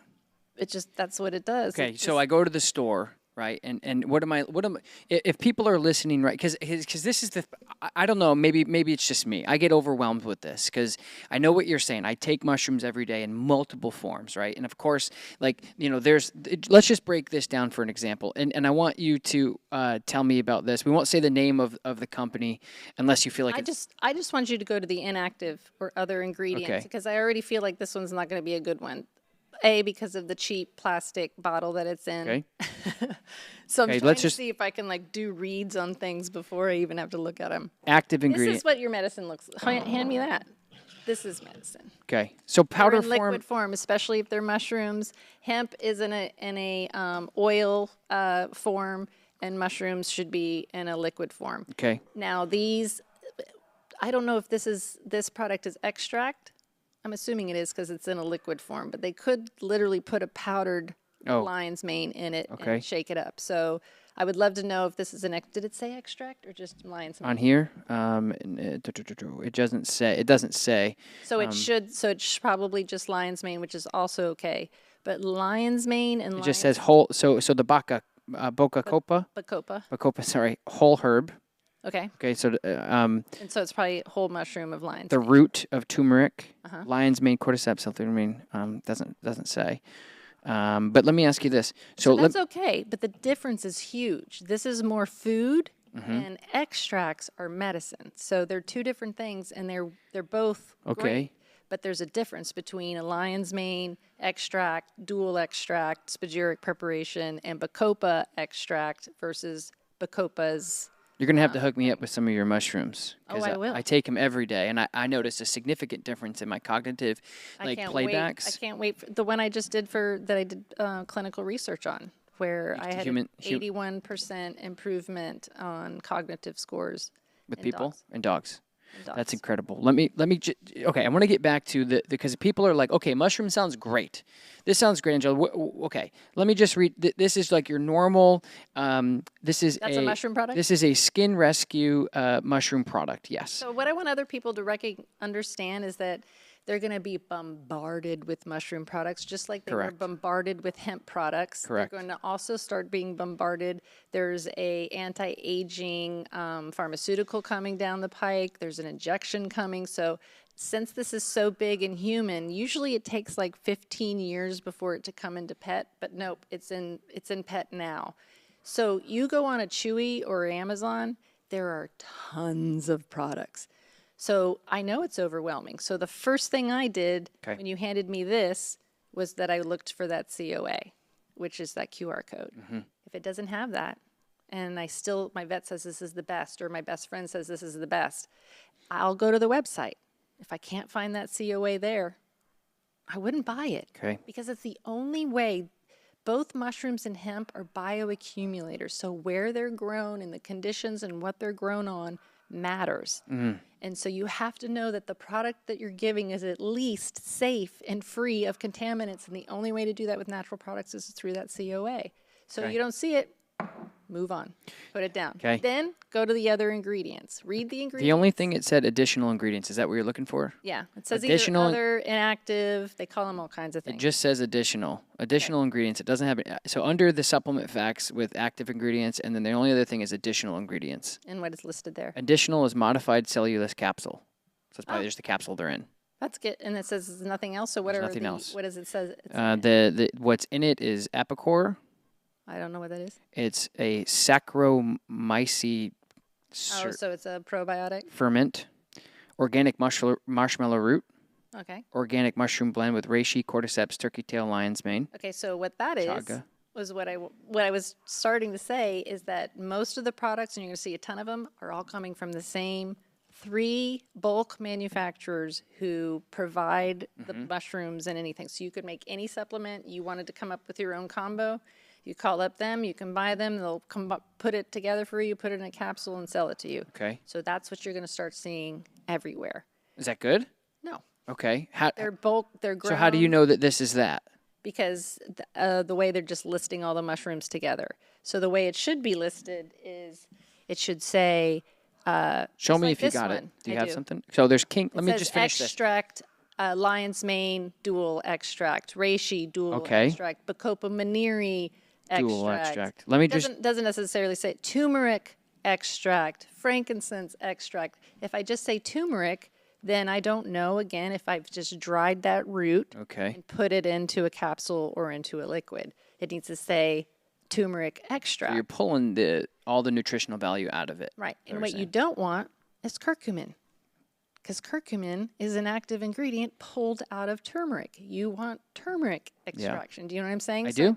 I just want you to understand like how people go, oh, curcumin, that's good. It's in turmeric. Well, you want it in turmeric. You don't want it by itself, or it's going to, again, be missing other bioactives that make it be absorbed, recognized. So it says here that it's Canadian-grown mycelial biomass and fruiting body cultivated on certified organic sorghum. Okay, so big red flag. I'm glad that it says that. So that's the other ingredient that I was looking for. Yeah. So they didn't put it in the inactive ingredients, and it makes me wonder if it's because I'm telling everybody to look at the inactive ingredients. So they just didn't put it there and they listed it somewhere else. But when it says that, it's the grain-grown product that you don't want. Okay. And So if it's it is just listed on there, it is because they took that entire substrate and ground it up and put it into that product. So that's why it's listed on there, because there is whatever the sorghum, which is a grain. They take sorghum, they inoculate it with the spores, the mycelium takes it over, and they grind that whole thing up and put it in there. So you want to look for products that do not have that mycelated grain listed or mycelium listed, because there's no way to separate it from its substrate. Okay, and for people who are wondering, the sorghum is spelled SORGHUM. And usually they don't even list what it's grown on. Just look for the mycelated grain or mycelium, and that's, if it's in the ingredients, that means they grew it on that. And now it's in the final product. So is it just a waste of money? Uh-huh. Okay. Okay. So mushrooms are good for mushrooms. If it's just crushed up mushrooms, there might be some fiber to it, but you're also getting stuff that your dog shouldn't get. This is why your dog can't get back to homeostasis. This is why he's itching all of a sudden, or you can't get the itch or have the behavioral problem, is because there's something hidden in their food or supplement that's still disrupting their gut, that's still making their liver work overtime and their detox pathways to work overtime. Because when you sleep, your liver is supposed to be detoxing and healing you.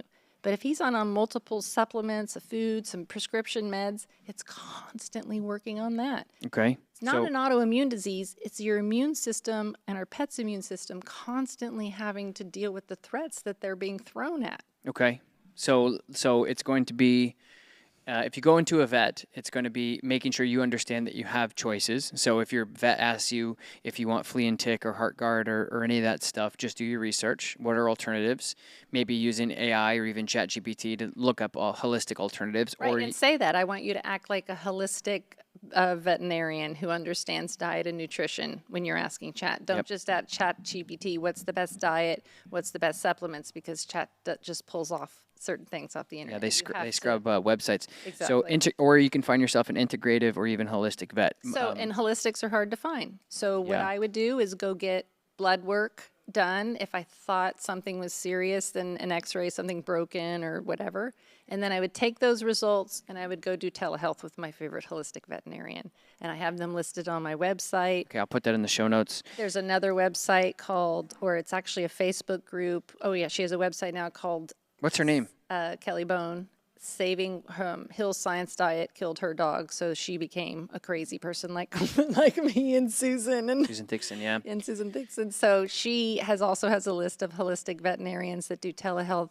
And what's beautiful is you literally learn how everything works and how important diet and nutrition is, and you really start. And Once you know. And Can't it's unknow. hard. You just did it with your own family. It's hard at first, but then you really start seeing through the bullshit and reading and going straight to, is there a QR code that takes me to a COA easily? That's transparency. Yeah, I love that. Shout out to them. But they're going to, companies like us have to do things differently because hemp is under attack right now. So transparency is, do I share that I have THC in my product or not? Yeah. Because that's what they're trying to get rid of. They're trying to, it seems like, and it sounds crazy, and we can get we should have wore tin hats, but it sounds like, because that's what I've seen. Like anytime I try to talk to people about health and just being, having better nutrition and having, better sleep and better mental health, you just have to, it really is getting back to nature and getting back to normal stuff like exercising, eating clean, eating organic fruits. I had my cousin who I haven't seen in a long time came up and, he said, man, it looks like you're being so successful. And I said, success to me is being able to feed my family whole, clean food. Amen. Seriously. Yeah. Like I don't have to go to the grocery store and worry about how much it's going to cost, which is a blessing. My biggest fear is to fall into that standard of care for some reason and then have to rebuild. I don't have to go to vets anymore. I went from being a typical pet parent to knowing exactly how to take care of. I turned to plants, I turned to mushrooms, and I turned to food. They are really, Mother Nature provides us with all the food and medicine that we need. Yeah.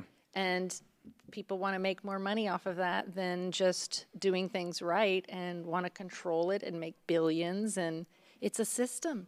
You know, they start right from the start when they're puppies. And then they're on the food, and everything leads to something else. That I know this because at my senior dog rescue, when I would take these dogs in, they'd all be on 10 medications, creams, pills. Just like people. Just like people, it's worse. People, it's more. And I would wean them off of every single one and go, that one caused that one caused that caused that caused that. And what's terrible is that why isn't anybody going, well, what happens to that dog's liver, detox systems, gut with that concoction of chemicals? They have no idea. It just causes another issue or problem. And now they're living longer because we're learning how to feed them and take care of them. And so now we're going to get all of the anti-aging and cognition drugs. And as you know, I just finished the senior dog study where I proved already, little old me, that nootropics can reverse dementia. And we went to a research center that had done it for 15 years. He was a conventional veterinarian before that. He has done it for pharmaceuticals. I did this on purpose because I wanted to experience what it was like.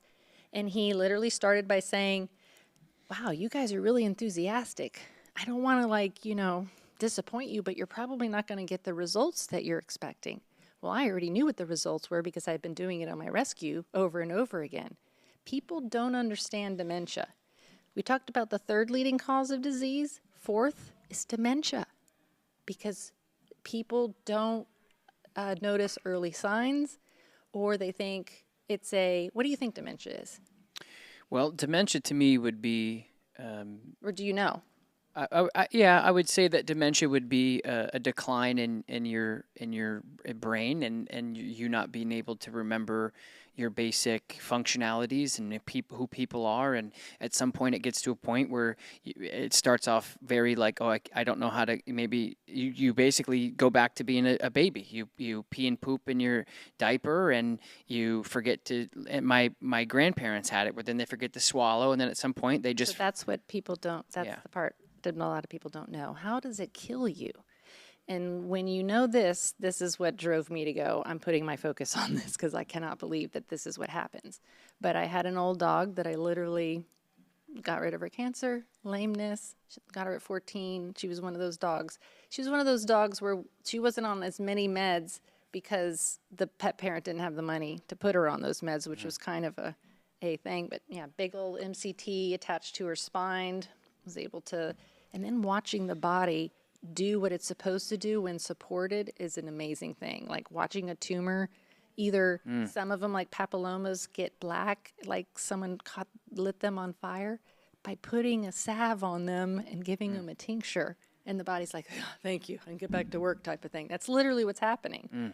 So she, at 18, started getting up, walking over to the water bowl, standing there, not doing anything, going back, would do it 4 times, 5 times in a row. And my partner, who lost his dad to Alzheimer's, goes, I think she's got Alzheimer's. And I'm like, what makes you say that? You lose your ability to swallow and eat. You don't remember how to do it. You're still hungry and thirsty, but you just don't remember how to eat and drink. And that ripped my heart out. My soul dog was still, 15 at the time. I was like, oh, this is not happening to him. So then I started looking at early signs and not realizing I would go on tour. I've been on tour, it felt like, for 5 years straight, just speaking at every conference and everything. Yeah.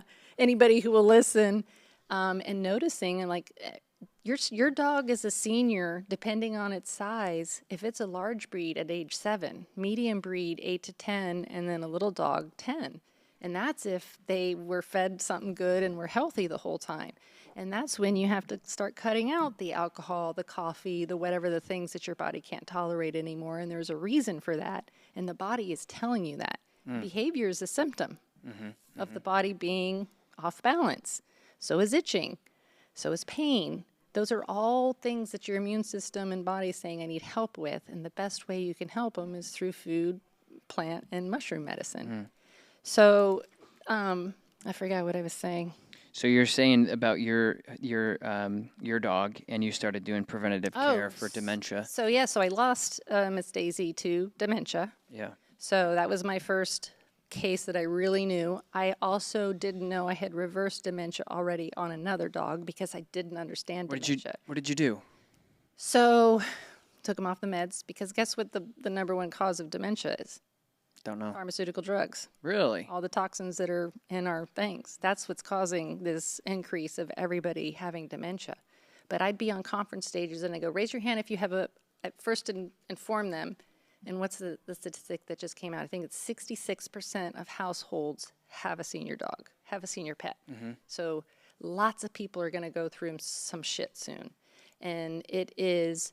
I would say, who has a senior dog? They'd raise their hand. I go, keep your hands up if your dog is waking you up in the middle of the night. Their hands stay up. And they wake up in the middle of the night. That's like literally sundowners. Yeah. And then they don't know why they got up. Do I want to drink? I mean, I remember standing there with Odie and like standing there at the water bowl being like, do you want to drink or not? Maybe you have to go pee. Put him down. He doesn't know why he's out there awake. Wow. That's early signs of dementia. Like grandma. Exactly. Yeah. So it's all the same things. Our brains are not exactly the same, but very, very similar. So what works on our dogs also works on us. We just probably need a little bit more potency. Sure. But I took those adaptogens, Bacopa monnieri and lion's mane that you just mentioned, also reishi and cordyceps and ashwagandha, and did dual extracts and did a research study. And we tracked not only, I also learned about research studies that they only have to do research studies for 3 months. Did I already mention that? No. They only have to do it for 3 months, and they just have to prove that the health of the animal doesn't change. So pharmaceutical companies will take 30 dogs that are healthy and young, give them a drug and go, nothing changed. Yeah. But guess what? Oftentimes it does change. So even reading those brochures, like when I broke down the apical brochure, they started 3 research studies and then stopped. And I literally had to take it in a chat. I need your help. What the f is going on here? It's because they didn't get the results they wanted. They lost dogs. Dogs died. Oh, wow. Do you want to know how Apoquel has the recommendation of not giving it to a dog under 12 months? Because they killed puppies. Those beagles, that's who they're killing. That's what your pharmaceuticals that are being prescribed to your dogs are doing and how they get to the marketplace.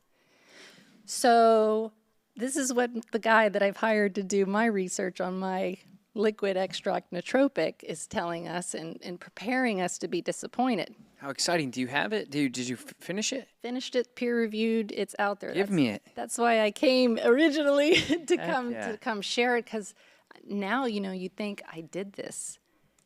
I've sent it out to more veterinarians, all kinds. Tell me about the study. And very few. So we did the research by, and what's crazy, the awful drug Librela I told you about? Yeah. So after I learned that fact from my guy, I looked it up. Sure enough, Librela was 3 months, healthy dogs, and they only did parent surveys.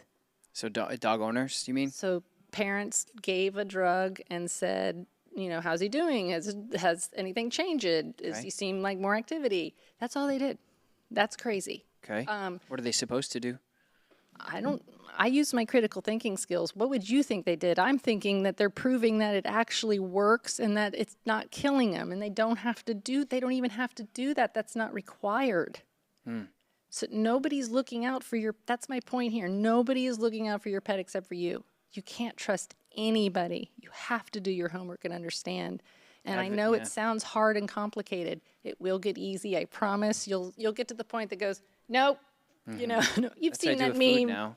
That meme that says, I picked it up, I read the label, I put it back, because you have to. We can't trust anybody. They don't care. They don't care. Only you can protect your dog and your family. They just want it to be tasty. Yep. So our study, we tracked, we did collars that track movement, activity. So are they getting up? How often are they getting up at night? How often are they anxious and walking? A lot of them walk in circles or stand in corners and kind of like, where am I? I had one that would bark, stand in a corner and just bark because she thought she was lost and she just forgot where she was. Grandma, yeah. hear terrible things about them falling into the pool because they've been in the same backyard for 12 years and now they don't remember where the pool is. They don't remember where the pool is. So we tracked activity through a collar. We tracked through 2 blood tests, one called the brain-derived neurotrophic factor, which is basically neurogenesis, regenerating neurons. And we also tracked CRP, C-reactive protein, which is an indicator of inflammation in the brain. And we also did pet parent surveys. So we took us a year and way too much money. But it was important to me. I literally wanted to go through the process. So when we were done, I never even met the guy. I have an education director who led it and managed it because it was pet parents and a lot of old dogs and finding the perfect, group of dogs to do it with. But when we were done and I met the lead researcher who was a conventional veterinarian, he looked at me like I was a witch. Like, I got to see this lady. And I had him on my podcast and he's like, I've been doing this for 15 years and nothing has ever proven to do what they said it would do. Wow. This is the first time in 15 years. He goes, I've never met anybody. I've never seen anything. And I'm like, hi, I'm Angela Ardolino. This is how medicine should react. This is what we should have. So we had an 81 improvement on dogs. So we had dogs that were severe CCD, which is canine cognitive dysfunction, moderate and mild. So the dogs that were severe did not get worse, and the moderate and mild got better. Wow. So I reversed dementia, and I'm not allowed to say that. So the FDA, I've got so many people that are probably sending this clip off, but I proved it in research. I forgot the terms, or I don't do the marketing part anymore. I'm like, here's what we need to tell people, and then they go, okay, here's the compliant way of saying what we proved in research. Freedom of speech does not exist in this country. I can't even freely tell you what I did, like in my practice and what I just proved in research. It's ridiculous. So I take a risk by doing this and telling you about my research, but nobody else is going to tell you, and you never hear about these things. And it's all natural? Research, all natural. Love it. Good for you. Congratulations. Thanks. That's incredible. So, everything from them not getting up anymore, and this is what I saw, sleeping through the night. And remember, now that they're sleeping, they're healing because their liver is doing what it's supposed to, because sleep interruption, again, behavioral issues. The body didn't get to do what it was supposed to do when you are sleeping, and healing happens when you're sleeping. That's why old dogs sleep so much. That's why babies sleep so much. They're growing, and now they're healing because they need to, because it's a toxic world we live in. So this was important to me because when I started this was the #1 reason dogs were being euthanized. This is why dogs were being turned into rescues. This is why there's so many senior dog rescues, because they give up. They have tried everything. They are broke. Their little dog is peeing and pooping all over the place, waking you up all night. So they literally give up. And now there is something, and there should be something. And the same thing goes for humans. There's 2 drugs on the market that they give to humans. There's one coming out that's based on that one. And it literally says on the pamphlet not to be used for more than 1 year. So yours is, could it, in theory, do the same thing for humans? Absolutely. It's the same brain. Absolutely. Would it be beneficial for somebody like me to take? Absolutely. So I took, Can I have coffee again? I'm just kidding. But I'm happy to go down that deep dive because I love coffee too. But I learned to drink specific coffee at a specific time, and what I do for my gut before I drink that coffee makes a giant difference. So I'm happy to teach you I'll be your guide. Your favorite witch. Yeah, my coffee witch. Yeah, your coffee witch. But yes, mushrooms are a great coffee alternative as long as you're really drinking a mushroom, dried mushroom thing, whether it's an extract or the fruiting body of the mushroom, and most of them aren't. Most of them are coming from that same Chinese place I told you about, and giving them out. There's a place in the United States now it's in California, it's doing the same thing. And they are huge, huge, huge, huge. So you're beware of the powders. I used to do mud water every day before I did matcha, which is a mushroom blend alternative to coffee. Okay, so do you have it with you? Can I see it? Yes, and it was funny. I was going to bring you a bottle, and then I ended up opening it because I didn't bring one for myself because I take it So you took every mine. day. That's nice. But I did bring others for you. Okay, yeah, I want to see now what you I'm kind got. of like, it kind of makes sense of why these two ended up being, but I forgot to bring it, but I'll send you anything that you want. Thank you. And I didn't want to make this about me and my products. I wanted to make it about the research, about plant and mushroom medicine. So that was my... Well, I think, if people are listening and they have a senior dog, you've created with science and research something that can then help their senior dog not go through this dementia process and ultimately live a better quality of life. I had Matt Caberline on, Dr. Matt Caberline on. Have you heard of him? He does a lot of research on rapamycin. It's interesting. Yes, I did. Yeah. It's an interesting concept. That's a whole nother podcast. It's a whole other podcast. I literally have all my notes from that podcast. Oh, do you? Did you listen to it? We'll do it off air. Of course I did. You're fabulous. Well, thank you. So I take this one every morning. I don't have Nina's tincture that I created. So this is called MycoDog? MycoDog? MycoDog. MycoDog. So myco means mushroom. And dog. Oh, okay. Cool. Cognitive support. So this is a tincture. So I'm going to read So of course you have to dual remember extract. So this is what you're talking about. Yeah, but you have to remember that I'm not allowed to tell you what my products do. Okay. I'm not by the FDA, so I have to say things like cognitive support. I understand. Histamine. Could I ask you, and you say yes or this. no? No, I'm just kidding. So ashwagandha, root axe. So you're looking. So when people are looking for, so first of all, obviously I'll leave your products in the description, but you have been able to reverse engineer some senior. Let's say senior symptoms when dogs get older, and also stop ultimately when dogs are really, really bad, which is it's all incredible. linked to what you said before. It's cognitive decline. It's your brain not operating. But people think, I used to think literally up until like a year ago that, or not, that's not true. Whenever I discovered about dementia, that it wasn't just a memory disease, and that's what people usually think, because that's what I used to think. Okay. But no, when you forget how to do things that keep you alive, This is a good stuff. that's how you die. What else do you have? So yeah, you can see things like, look at the color of it. Yeah. Take it dark. out. It's dark. Should look muddy. It should look weird. And try it if you Bubbles. want. Yay. So it has a sweet taste. This actually I've been told is the most bitter of them all. But dogs love bitter and they also love the sweet. So you don't fight with your dogs. This you can put right on their food versus hemp that you got to put in their mouth. And I could take this daily? Every single day. Heck yeah. So when I took it. I feel better already.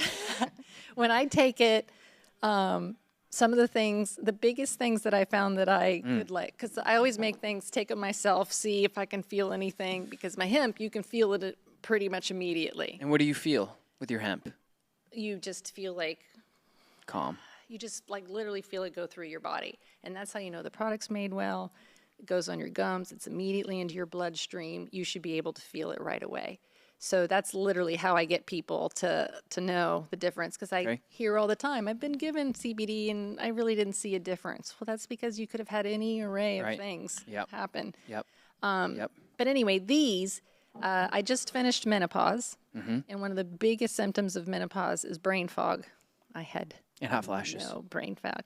That's just what I see in the movies. I don't. Yes. I haven't gone through it. So. But guess what? That's the endocrine system. And the endocrine system isn't producing its hormones like it used to. And so this is a symptom of that happening. Same thing happens with the endocannabinoid system. And what happens in aging is that you've got this incredible systems with receptors everywhere, all over the gut, all over our organs. They are literally everywhere. And our dogs have more than us. So it's like this is made for them. And when we produce something called endocannabinoids, and when we start not producing those endocannabinoids as often, we have a deficiency, and then that's when problems start to happen. And some people and animals have endocannabinoid deficiencies from birth because the first time they get them, it's from their mother's breast milk. So if you're not breastfed, you're missing. I've heard that. So you literally like could get a puppy with anxiety issues, gut issues, allergy issues, and it's because he's lacking in his endocannabinoids, which also means he probably has a gut problem because receptors are all over the gut. Yep. They found 2-AG, which is one of the main cannabinoids, they discovered it in canine gut tissue. Really? And guess what the equivalent to 2-AG is? THC. So this is the plant's version of the endocannabinoid. So we have this deficiency in our endo, and there's this beautiful plants and mushrooms that have those compounds that feed the endocannabinoid system, which brings you back to homeostasis. But instead, our doctors go, kidney disease, kidney problem, and they just try to stop the kidney problem instead of getting to root cause and dealing with this master system's in charge of that system. So you can't ignore that other system. The dog will never get better. It'll seem like it did. Like when I hear people go, they got all the cancer. I'm like, no, they won't. I'll hear from you in 2 to 5 years. It will be back, or there'll be another problem or a side effect from the med or whatever it is. And I've been doing this long enough, and that's what always happens. Yeah. And it's interesting. I just found out that we all have cancer cells in us. We all have cancer cells, and I know how cancer works now. I know how pain works. Pain works through 5 signaling pathways. Pharmaceutical drugs are made to target one of those pathways. Full spectrum hemp, FICO, full extract of cannabis, all of them. This is the best pain killer ever. And it's just of how many milligrams to make it higher, stronger, Good or dose, yeah. add an adaptogen so that if you don't want to feel that high, throw some ashwagandha, bacopa, or lion's mane, reishi. That will help. So All this of those is help. so this has lion's mane, reishi, cordyceps, ashwagandha, bacopa. Bacopa. Bacopa. I don't It's know going why to I can't become say your that. favorite Bacopa. now. Because you've never heard of it, right? I've never heard of it. And it literally... Well, I've heard of it because it's in this, but I've never said it. It literally regrows your neurons. Oh, It wow. really neurogenesis, neuroplasticity, all of those things, and it has already been, and I didn't have to prove that. That's already been proven. That's why it's in there.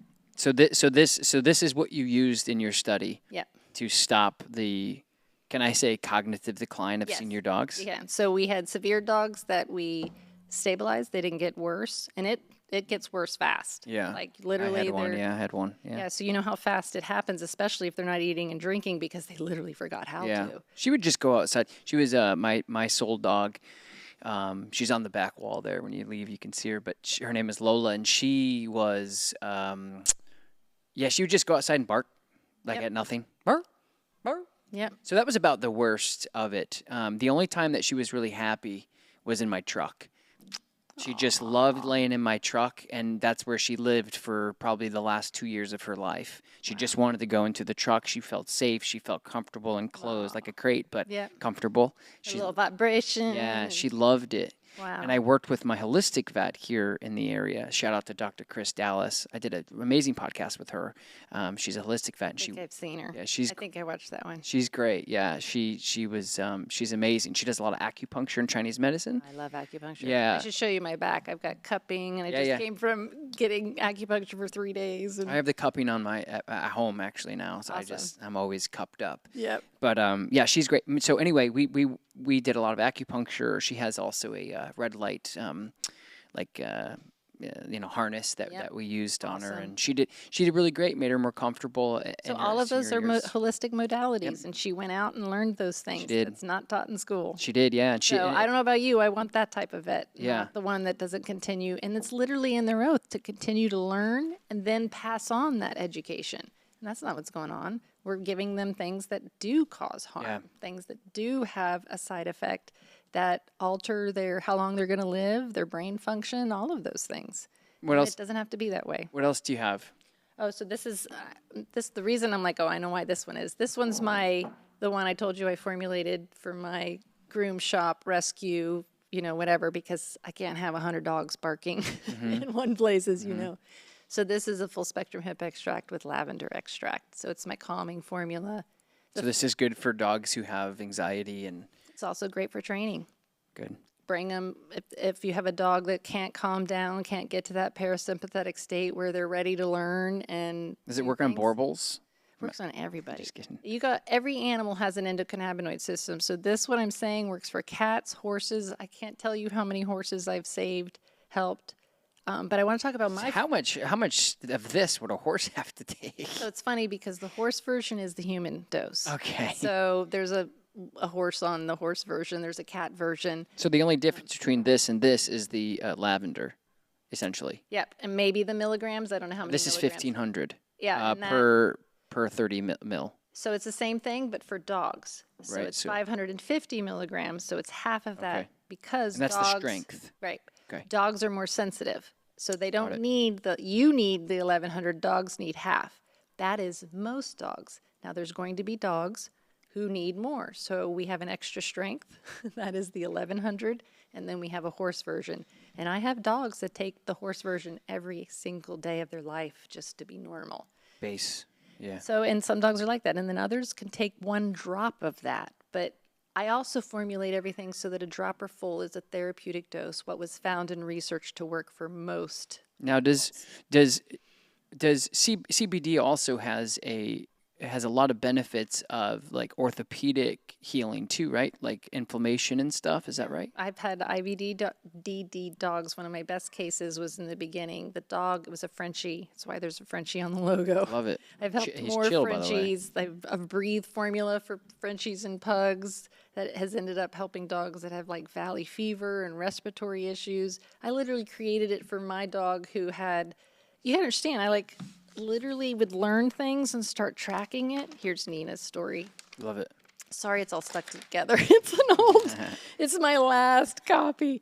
But I literally started keeping track of all the research that's already out there so that I could go, it's already out there. Yeah. And just started tracking. Oh, I like that. Is this yours? What is This this? one, this one has already been proven to do all of these things. So I'm really great at making charts and illustrating so Yeah. a pet parent doesn't feel so overwhelmed. People who are listening, this is a medicinal mushroom, a guide for pets. So it's basically just all the mushrooms up top and a chart of what they do: anti-inflammatory, antifungal, antibacterial, allergies, histamines, anxiety, blood sugar, etc. I'll put this up on screen too. Cool. That's very cool. Yeah, I'm working on a book. I just haven't been, around to do it because the study literally took all my time, energy, and money to be able to show everybody. What pushback are you getting from, okay, that looks really bad. Do you know what that is? No, holy. It's a brown necrosis? recluse spider Bite? bite. And all they Awful. used was my heal tincture and my salve, and the body healed it all up. They didn't even do a stitch. That looks like guts hanging out. Isn't that crazy? That's disgusting. Yeah. This is incredible. Okay, so what was the other? I had three things. Okay, how can pet parents get better care and just have an option, right? So if you're out there and you want to go down the normal path of whatever, that's totally fine. But also you do have options. Yep. There's also something now that I love that there's, you had one, a pet health coach. Mm-hmm. And they are literally and there's ones that specialize in the holistic side of things. And there's also the diet and nutrition, or even the acupuncturist. Yeah. They know a lot. Your independent retailer knows a lot. They're usually vetting and keeping up with what brands are good and what to look for and those types of things. Yeah. But there is help out there if you can't take this on. You got small kids, you're like, what? Yeah. But you got to realize what you do for your pet, the flea and tick med stuff, Yeah. What can people do about that? it's getting on your kid. Yeah, I know. All over your house. It's getting in the bed. It's not like just So a dog what can you issue. do? So flea and ticks. I used Stresto for a long time, and I had Dr. Chris on. She's like, yeah, she was like, it's fine, but just know that your kids are around touching the dog and whatever's killing. So anyway, what can people do? Well, it depends where holistically? you live, because I, just moved. here it's and really what bad. I did in Florida, East Coast is so much different Yeah. than West Coast. I think but it's like 40. I can't remember what we covered this, because that was one thing she said. She goes, look, we live in a place where 1 out of every 4 ticks is going to carry Lyme. And so on the East Coast, here. not on the West Here, Coast. yeah, right. here in New York. So she said, She goes, I go completely conventional with that. She's like, because what they're bringing in, I'd much rather, put a Seresto on my dog that I know is going to deter flea and tick instead of me or my family getting that. So it does depend on where you live, but just in general, like what are extra holistic things that people, I know a lot of like tea tree oils and stuff. If you're going on hikes and taking your dog out to places, that's one thing, and you got to follow a certain protocol. But if you're trying to control it in your yard, you can. I had trouble because I lived in Florida and on a farm and surrounded by lakes and woods and whatever, and had wildlife. So I did just about everything I could. And if I had a controlled environment, I know that I could have prevented. We don't have ticks in Florida. I didn't ever have a tick problem. I don't know if that's because of my chickens and geese and whatever, but I did something called no-sodes, which are a wonderful holistic alternative. I also love diatomaceous earth, which is also all natural, and it's a powder that not only given internally, like putting on their food or in water, kills parasites internally, but also it dehydrates the ectoskeleton of roaches, ants, ticks, fleas, and it's a natural way. And so I literally would put a border around my house. I literally have a whole video on everything that I do, because I also had a groom shop, and I refused to use any of the harmful flea bath shampoo stuff. Love it. I mean, when I bought my groom shop, it was scary. I started using all the products that were there, and my skin was coming off my arms. It was like, I literally shut down and ripped walls out, changed everything, because it's amazing how toxic what our freaking dogs have to go through. Every day. Corner, every day. I had a, that's why I really am passionate about this podcast as well, because there's not too many out there that have a big platform that kind of educate dog owners on, not just everyday things, right? And that's what I'm trying to grow is like a big. This isn't normal. Yeah, What's right. normal is us taking a pill, putting it in something else that's all crap, and shoving it down our animal's throat. That's not how it has to happen. What about like anti-inflammatory? So like Nothing's for an example, better than an anti-inflammatory than a full spectrum hemp extract. Better than like Rovera or something, like a medication. Absolutely. Remember the five pathways of pain? Cannabis has already been proven to interact with all 5 of those pathways. All drugs are interacting with one. So I could give this. I could give this to my dogs or yours. You're going to give one of mine, because mine is intentionally made for dogs. But pharmaceutical drugs are only targeting one pathway, one action, and usually with an isolate and a concoction of chemicals. When a full spectrum hemp extract, it's its main job is to get rid of inflammation. So the dog with IVDD that didn't walk for 4 years, the pug that I told you about, the moment it got one full dropper of 1,100 milligrams, which is 42 milligrams in the dropper, it got up and walked for the first time in 4 years. Because what's happening is inflammation goes away, and then that communication between the brain and whatever saying, okay, time to walk, is now open, and it can talk. And inflammation is the basis of every single disease. So again, this is why it's being kept from you. That's why it's under threat, because a full spectrum hemp extract or a full extract of cannabis oil would wipe out the need for most pharmaceutical drugs. And they have the most money. Yep. So Nothing's better, in my opinion. I healed myself of rheumatoid arthritis. That is inflammation. That is my body attacking my joints. How much THC was in that you were taking? Take my dog stuff. Oh, okay. I just wasn't sure if you were getting high every day or what. No. I do love cannabis. I mean, absolutely use it all the time, swear by it. I used to walk around going, this is what a pothead looks like, that whatever it took to destigmify what people who take cannabis every day. No, I take it as a medicine. But for sure. I combine it with other adaptogens. So what I take is a full spectrum hemp extract with a turmeric extract and frankincense extract. So what they all share, they're all 3 adaptogens. So I just made that tincture extremely powerful. And they all share a polyphenol, which is a terpene called beta-caryophyllene. And it's the powerhouse of, it's what makes turmeric famous, is beta-caryophyllene. And they all 3 have it. So it's super, super powerful. And that's what I made for myself and my sold dog that was diagnosed. It never progressed. Neither one of our diseases progressed. Of course, It's incredible. looked at both of our diets and see where I could do better. That's where I discovered the real food, raw, whatever I was using was also using synthetic vitamins and minerals because you know about AFCO. Mm-hmm. If you want to be labeled balanced in nutrition, you have to throw on there. Yeah, you have to pay the crappy- toll. That's the hard thing. I've been working with a You're couple. not paying the toll. Your dog is paying Yeah, the toll because they're that's true. throwing on synthetic vitamins and minerals. That's true. I've been working with a couple different. Yeah, I've been feeding raw for a while, and I've been working with a couple different raw companies, and locally and commercially. And one of the things that the commercial raw food companies unfortunately have to deal with is the AFCO. And I mean, I don't want to say all of it's unfortunate, but some of the things they have to do is tough for them, to really give the product that they want to give. But if they want to stay legit, they have to do certain things. So that's unfortunate. What do you feed your dogs?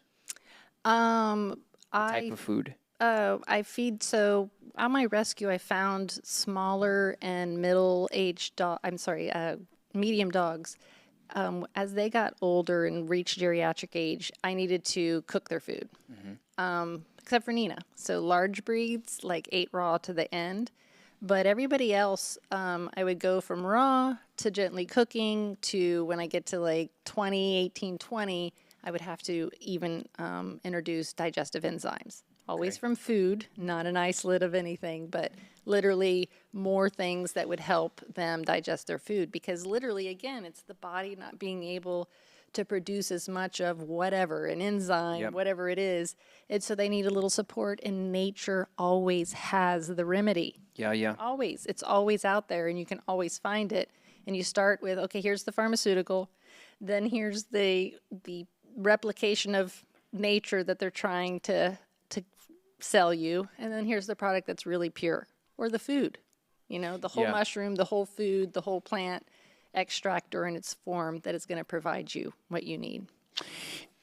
And for people out there that want to, maybe they live in a place where they can go to a farmer's market and get mushrooms and stuff. Is there a dosing chart that you can provide them, or? So if they want to feed them. Yeah, like it's not going to be like, because I'm assuming you don't do raw mushrooms, right? Like if you went, No. Okay. So I would never do a raw mushroom or let a dog eat a raw mushroom. I would always cook them, and they're going to love them, and so will you. I'm not even a fan of eating them, but I eat them all the time because I know how good they are. Research shows that 3 grams feeds the gut microbiome for 13 days. So what I do is I take some grass-fed ghee. My favorite is maitake and lion's mane because they literally take on the taste of whatever you're cooking them with, and you cannot tell that they're mushrooms anymore. And I literally chop them up real small, fry them in grass-fed ghee for like 25 minutes. Perfect for a food topper, great for you to eat. And now if you do that every 2 weeks, you're literally giving the gut all of the nutrients and food that it needs. And so shiitake and what? Shiitake, maitake, lion's mane, king trumpet, oyster. They all have different compounds, So I could do like. Do it different, do them all together. I could do like lion's mane with shiitake and some other mushrooms with the ghee. And the ghee is just butter, essentially, right? So Good butter. I only use grass-fed ghee. Yeah, so grass-fed ghee, and then you heat that up in a pan, and you kind of throw that in, saute them up. For like 25 minutes. 25 minutes. I make them like maitake is very thin, so I chop it up, and literally by the time I'm done, it tastes like a bacon bit. It does taste nothing like a mushroom. Well, yeah, it's in butter, so it's right, exactly. I'm and just it just soaks it all up. I'm just thinking for my kids too. I'm always looking at Absolutely. my second born, Shia. He had really bad eczema, and it's because of his gut biome. And so I'm always trying to. What do we got here? It's always this stuff. This is the digest. Everything's intentional. I didn't know why I had things. I didn't have everything to bring, and why certain things ended up here. This is good for the gut biome for little ones. Remember, this is medicine. This is the extracts, not the food. So I still would do both. I would still feed them and still do the extracts. But this also has an adaptogen called rhodiola in it, which is phenomenal for the gut. And we started to talk about chaga. It's got chaga extract in it also, dual extract. Okay, so this could be good. Yeah, and if you find any chaga on a birch tree, you're going to have to chop it and send it to me because I was just going to say, I'm going to have to get your... Because all our mushrooms come from the United States. So we grow all our mushrooms in Washington, Oregon, North Carolina. Farms?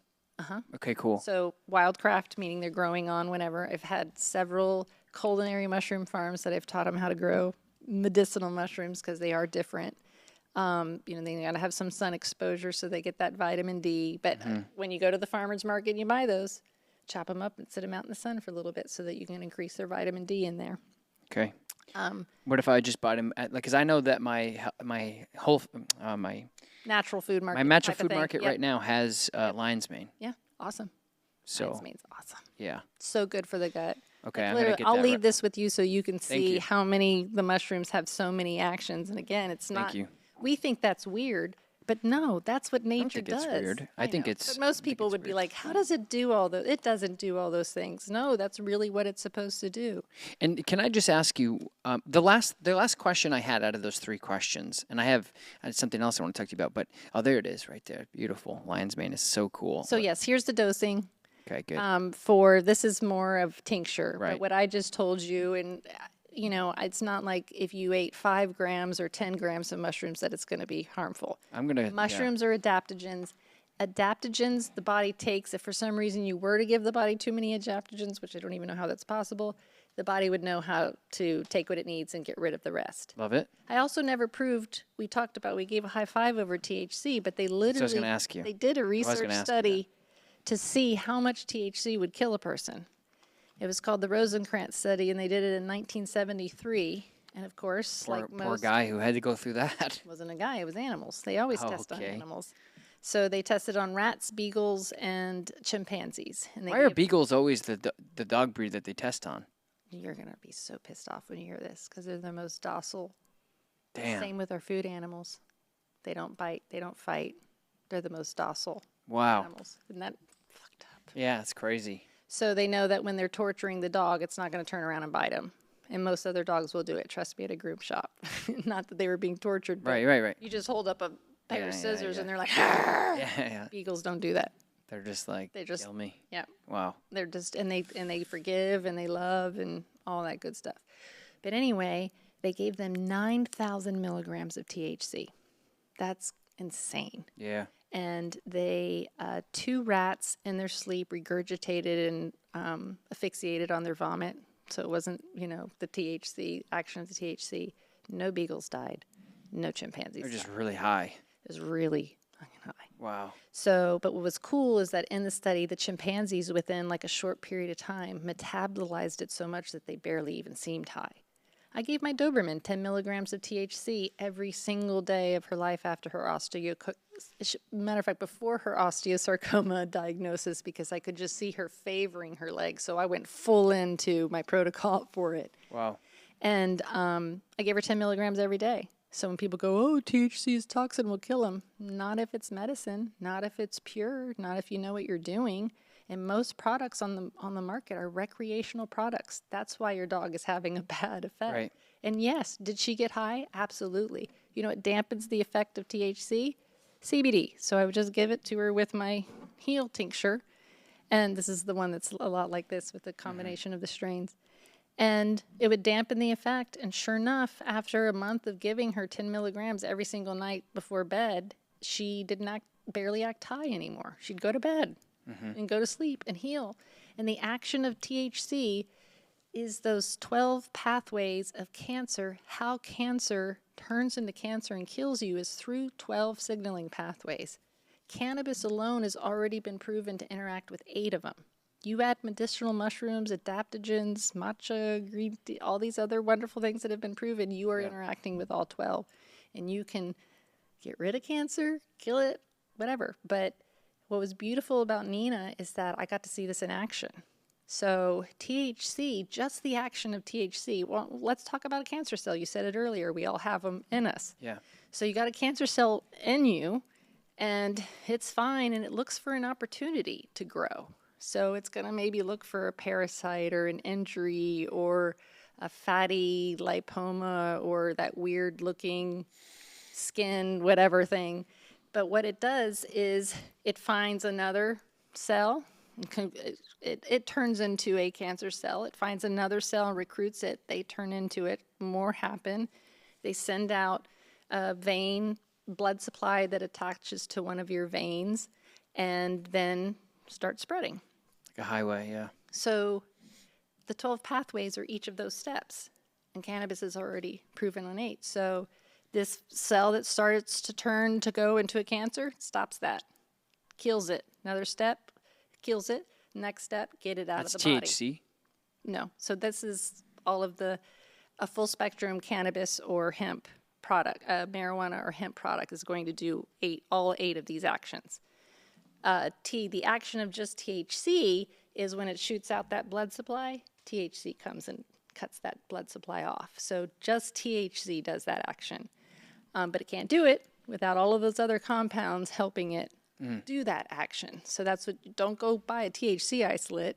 Don't go buy a product, that's just THC or a recreational product. Buy a medicinal tincture that's FICO, which stands for full extract of cannabis oil, which has 10 milligrams of THC, which is a normal human dose. So what are the other? After it kills it, it's called autophagy, gets the cancer cells out of the body.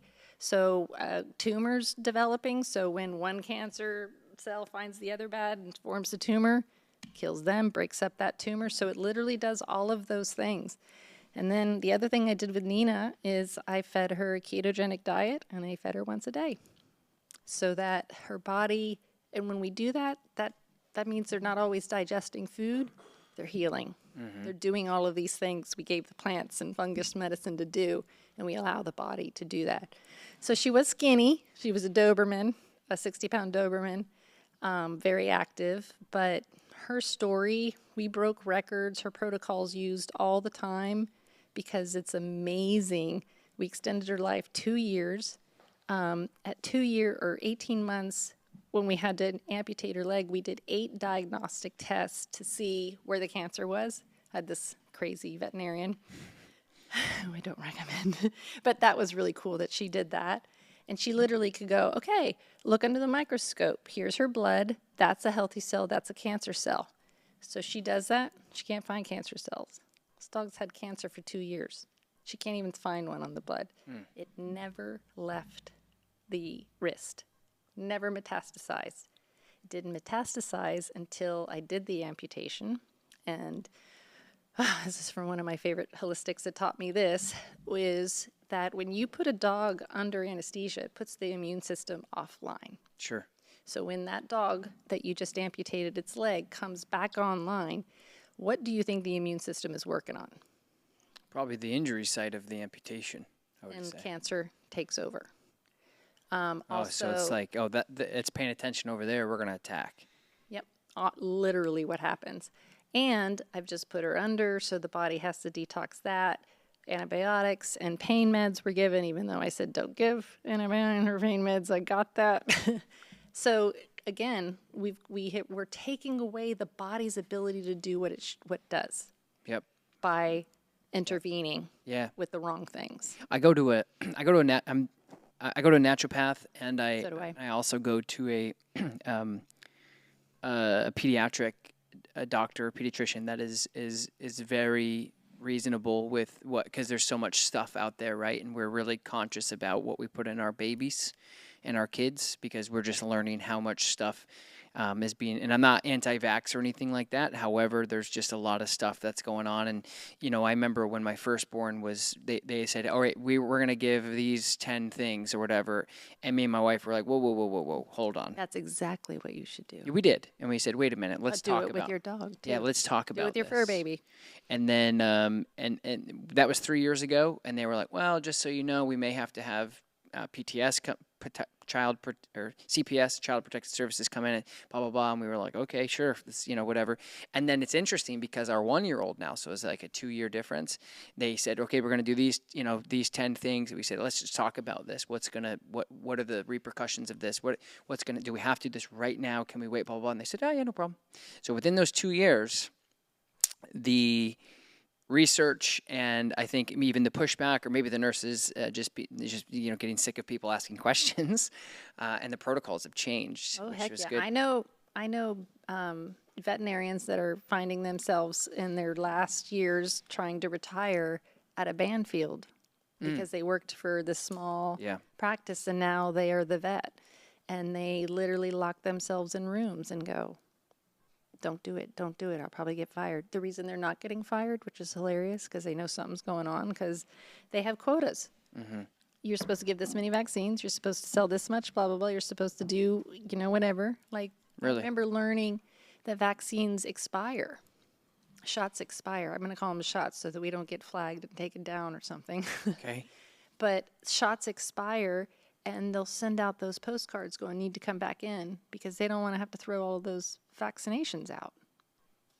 So just like that. Yeah. So again, you walk into a vet office and you don't get a good vibe, and then you do feel guilt tripped or pressured or fearful, walk out. Yeah. That they are not in control. They work for you. That's right. You are in control. And anything that you do that they tell you to do and you didn't look at first that hurts your dog, there's no repercussions. You've just hurt your dog. You have to take control. And I know it's hard. And it's for everything. Yeah, advocate. Everything in life, you have to advocate for them. They don't have a voice. Yeah. They can't go, oh my God, I feel terrible right now. Yeah, or and you whatever it is. You just don't know. Like that's the same. The reason I was going to tell you about my pediatrician, which is great because she's very mindful about what she puts in our babies. Is she talked about headaches fevers. So one of our babies had a fever, and she said, in my experience, when we do any type of medication to do fever reduce, she's like, it lasts longer. She's like, I would let the fever run. And of course, because, so when my babies get fevers, I'm like, immediately, we got to go out and get a fever reducer. I feel terrible, right? Because that's instinctually what I did when I was a kid and what my parents did with me. It's like fever reducer. Right. And what my doctor was telling me, she's like, look, just let the fever run. It sucks You're to building their immune system. Exactly. Their immune system is learning how to bring them back to health and homeostasis. And if you throw a medication in there, it's not, you're right, it's going to suppress the system of the fever, but we have totally lost the point. Yeah, and then I remember my naturopath when I was in with him recently. I said, he said, everything's going. I said, good. My youngest has a pretty bad fever right now. And he's like, that's what babies get. Good for him, he said. I think something like that. And he was like, that's part of it, So it is like, my point is instinctually, we as dog owners, we because here's my experience. You go into a vet and they say, do you want to do, and I'm dead ass on my life. This is what happens is they say, do you want to do a heartworm preventative? And I'm not anti or for. I just said, There's a natural way to do that also. And I said, what is it? It's a brand, so I'm happy to put it in your show notes and share it. Or email me all that stuff. Okay, and I'll put it in the show notes. I'm telling you, it's like my mission in life is to find the natural plant, mushroom, or food source that love it. But that's what they and it's important to just do your research. That's all I'm saying. But anyway, their next thing is just so same thing with raw food. I remember when I came in to a vet, and I have 3 different vets. I have a holistic vet, I have a conventional vet, and then I have my Banfield where I just if my dog has Giardia or something, or I need whatever, I just have these kind of different vets, right? And anyway, so I remember they said, okay, what kind of diet are you on? And I said, I'm on a raw diet. And they said, well, just so you know, it could be dangerous. And I just said, actually, the raw diet that I uses HPP, which is high pasteurization, and essentially gets rid of some of these bacteria that we can. And she was like, oh. And I said, and I wasn't being rude. I just was hitting her with some facts. I said, actually, this is refeed raw. My commercial food is actually pasteurized with really cold temperatures to kill a lot of these things that you're talking even about. Better than HPP. Yeah, well, isn't that what HPP is? High pasteurization. Yeah, but there's different ways of doing it. Well, that's how they do it. Yes.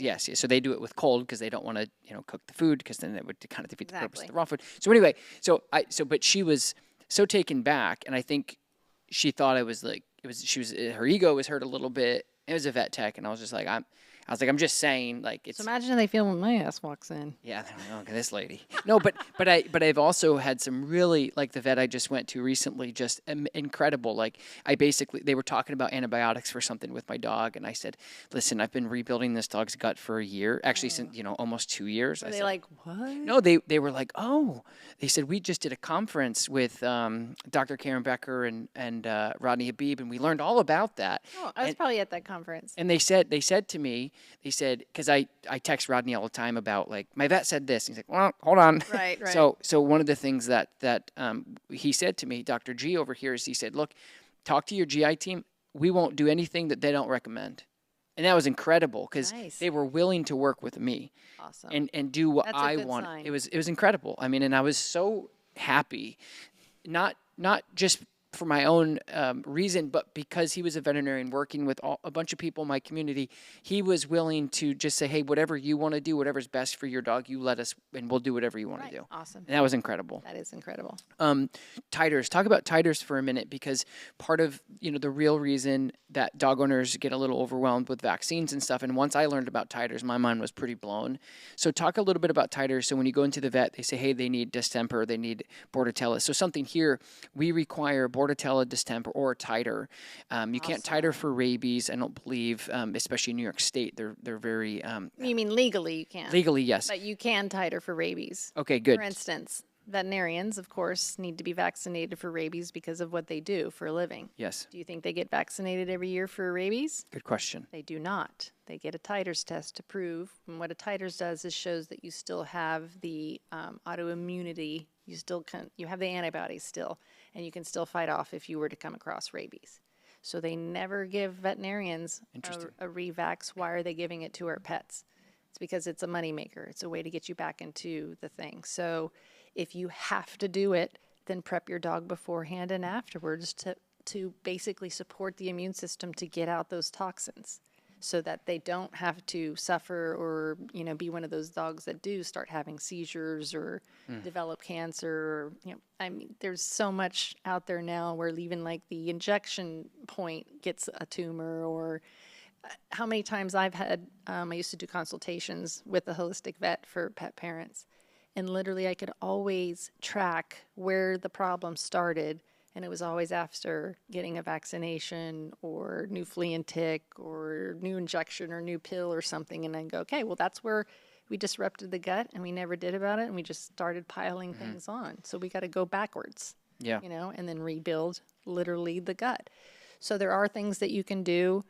There's some beautiful herbs that help you detox specifically from things, supporting the liver, because that's what the liver has to do. So milk thistle seed extract is amazing for helping the liver detox everything out. Something else called thuja, I think I'm saying it wrong, but it's Thuja, which is also amazing after any type of procedure or anything.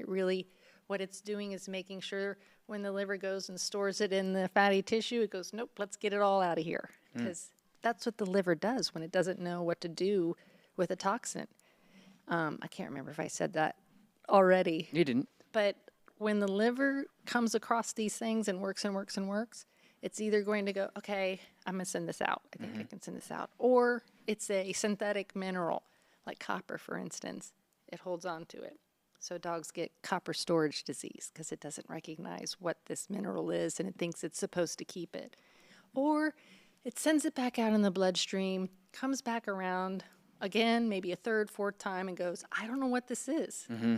Did you ever see the movie Osmosis Jones? Is that a cartoon? It's Chris Rock as a like a blue figure? Yeah. Yeah, it's a long time ago. It's the best kids movie ever. Okay. It's the best movie because it literally shows you how the body operates. Chris Rock plays a white blood cell inside of Bill Murray's body. Yeah. And it's seen that. Hilarious. Long and time ago. It's so true. But that's how I picture the liver. The liver going, what is this? What do I do with this? And so it gives up because it's got to get on with its job. Yeah. And stores it in your dog's fatty tissue. So my senior dog, the reason I know this is because of my senior dog rescue and my groom shop, lumps and bumps are something, everybody had them. I'm like, why does every dog have this? That's why, because the liver gives up. So or has to get on with its job. So these herbs literally help the body's detoxifying systems, make sure that it doesn't stay in the dog's tissue, make sure that the liver gets the help that it needs to process these chemicals it's not going to recognize. So it's like the milk thistles going, yep, nope, we don't want that, go ahead. Nope, we don't want that, go ahead. That type of thing. And where can people find, like when you say these things and maybe they put a prompt into their AI system to say, hey, I want to think about this holistically. What kind of like dosage, do you have like a dosage website people Yeah, can... there's lots of information out there on the dosages. But again, they want to follow the same thing as when they're looking for a hemp or a mushroom product. Let me see a COA. Is it in alcohol or is it in glycerin? We want it in glycerin. We want it in glycerin. Okay. Organic vegetable glycerin, so it needs to be organic, because if it's not, it could come from petroleum. Everything can be made out of petroleum now. So you can get bad glycerin, which exists in dog food and soft chews. Medicine doesn't come in soft chews. I don't have a soft chew because there's no way to make a soft chew without putting something bad that makes it all stick together. Yeah. So you want to make sure of those things. One of the biggest things that I realized that made me different than others was, who's the person behind the formulation? And if it is a vet's not trained that. So did they train on any of that? So did they go to another school or learn this and practice this? Because right now there's vets that, will become the voice and face of a dog food or a supplement. They don't know shit about making it. They don't know how to make medicine out of plants and mushrooms. So look at the person behind it. Who formulated it? How do they know what the hell they're doing? What are their cases? How have they proven what they're doing? And also reviews where people are going, my dog's lump went away. My dog's seizure stopped. My dog's pain stopped. Yeah. You can't deny that. And that's really helpful to look out. But you've got to advocate for your pet. And if you got one that's got the COA and you've read the ingredients and doesn't have anything that's going to harm your pet, it's probably good. I'm happy if you want to write down my favorite brands. Please. So that people... Yeah, I'd love that. Because I've already done the homework for you. I'm trying to beat like the pipe. I've got one in my bag right now, a Mullen tincture, because Mullen is one of my favorites. Again,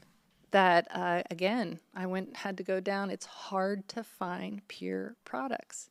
Do you know how many bad players are going to hear this podcast and then start putting that in liquid and say it's the same thing? Or, as one of my competitors does, they call me a glycerite because I'm a liquid, and I'm not a glycerite.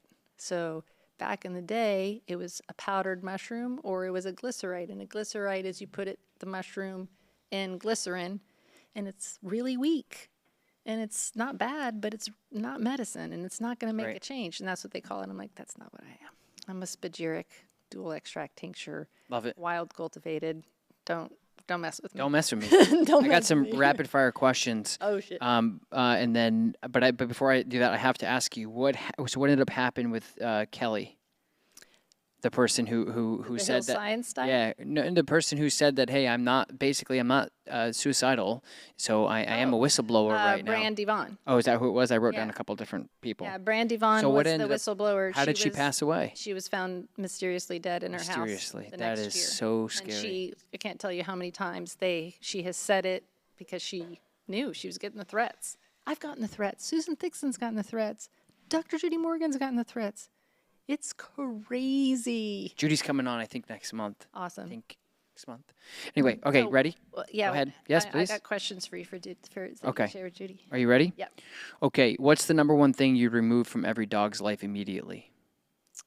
Anything that's synthetic. Done. Anything that's made out of synthetic chemicals. Okay. And these are rapid fire, so try to answer them. Yes, sir.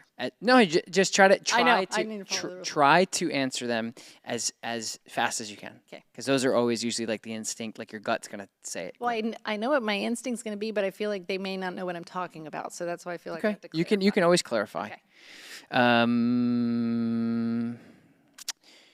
What's something dog owners are doing every day that's slowly hurting their dog?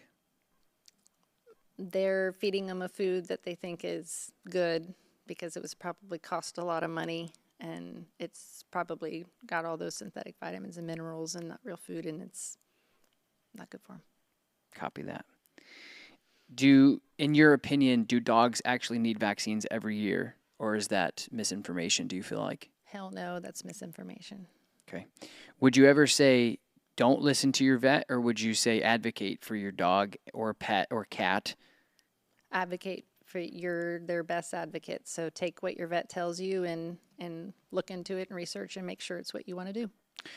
What's the healthiest dog you've ever seen, and why were they healthier? Well, I know about all the longest living dogs. Why? And, well, one of them that blows my mind was a vegetarian, so I don't understand that. It still blows my mind, but they're literally roaming on a farm and being fed scraps. It's raw, though. And it's raw. And they also are practicing what the wolves did, which is go out and find what I need, the plant, the mushroom, the egg, the dead animal, the poop, whatever it is that they need. I mean, we do fecal transplants on dogs now. So, you know, a dog will eat another animal's poop because it's looking for that prebiotic. They're deficient. That probiotic, that microorganism that they're missing. Have you seen the video of I can't remember what it's on, but it's the girl who's fed her dog a vegan diet her whole life.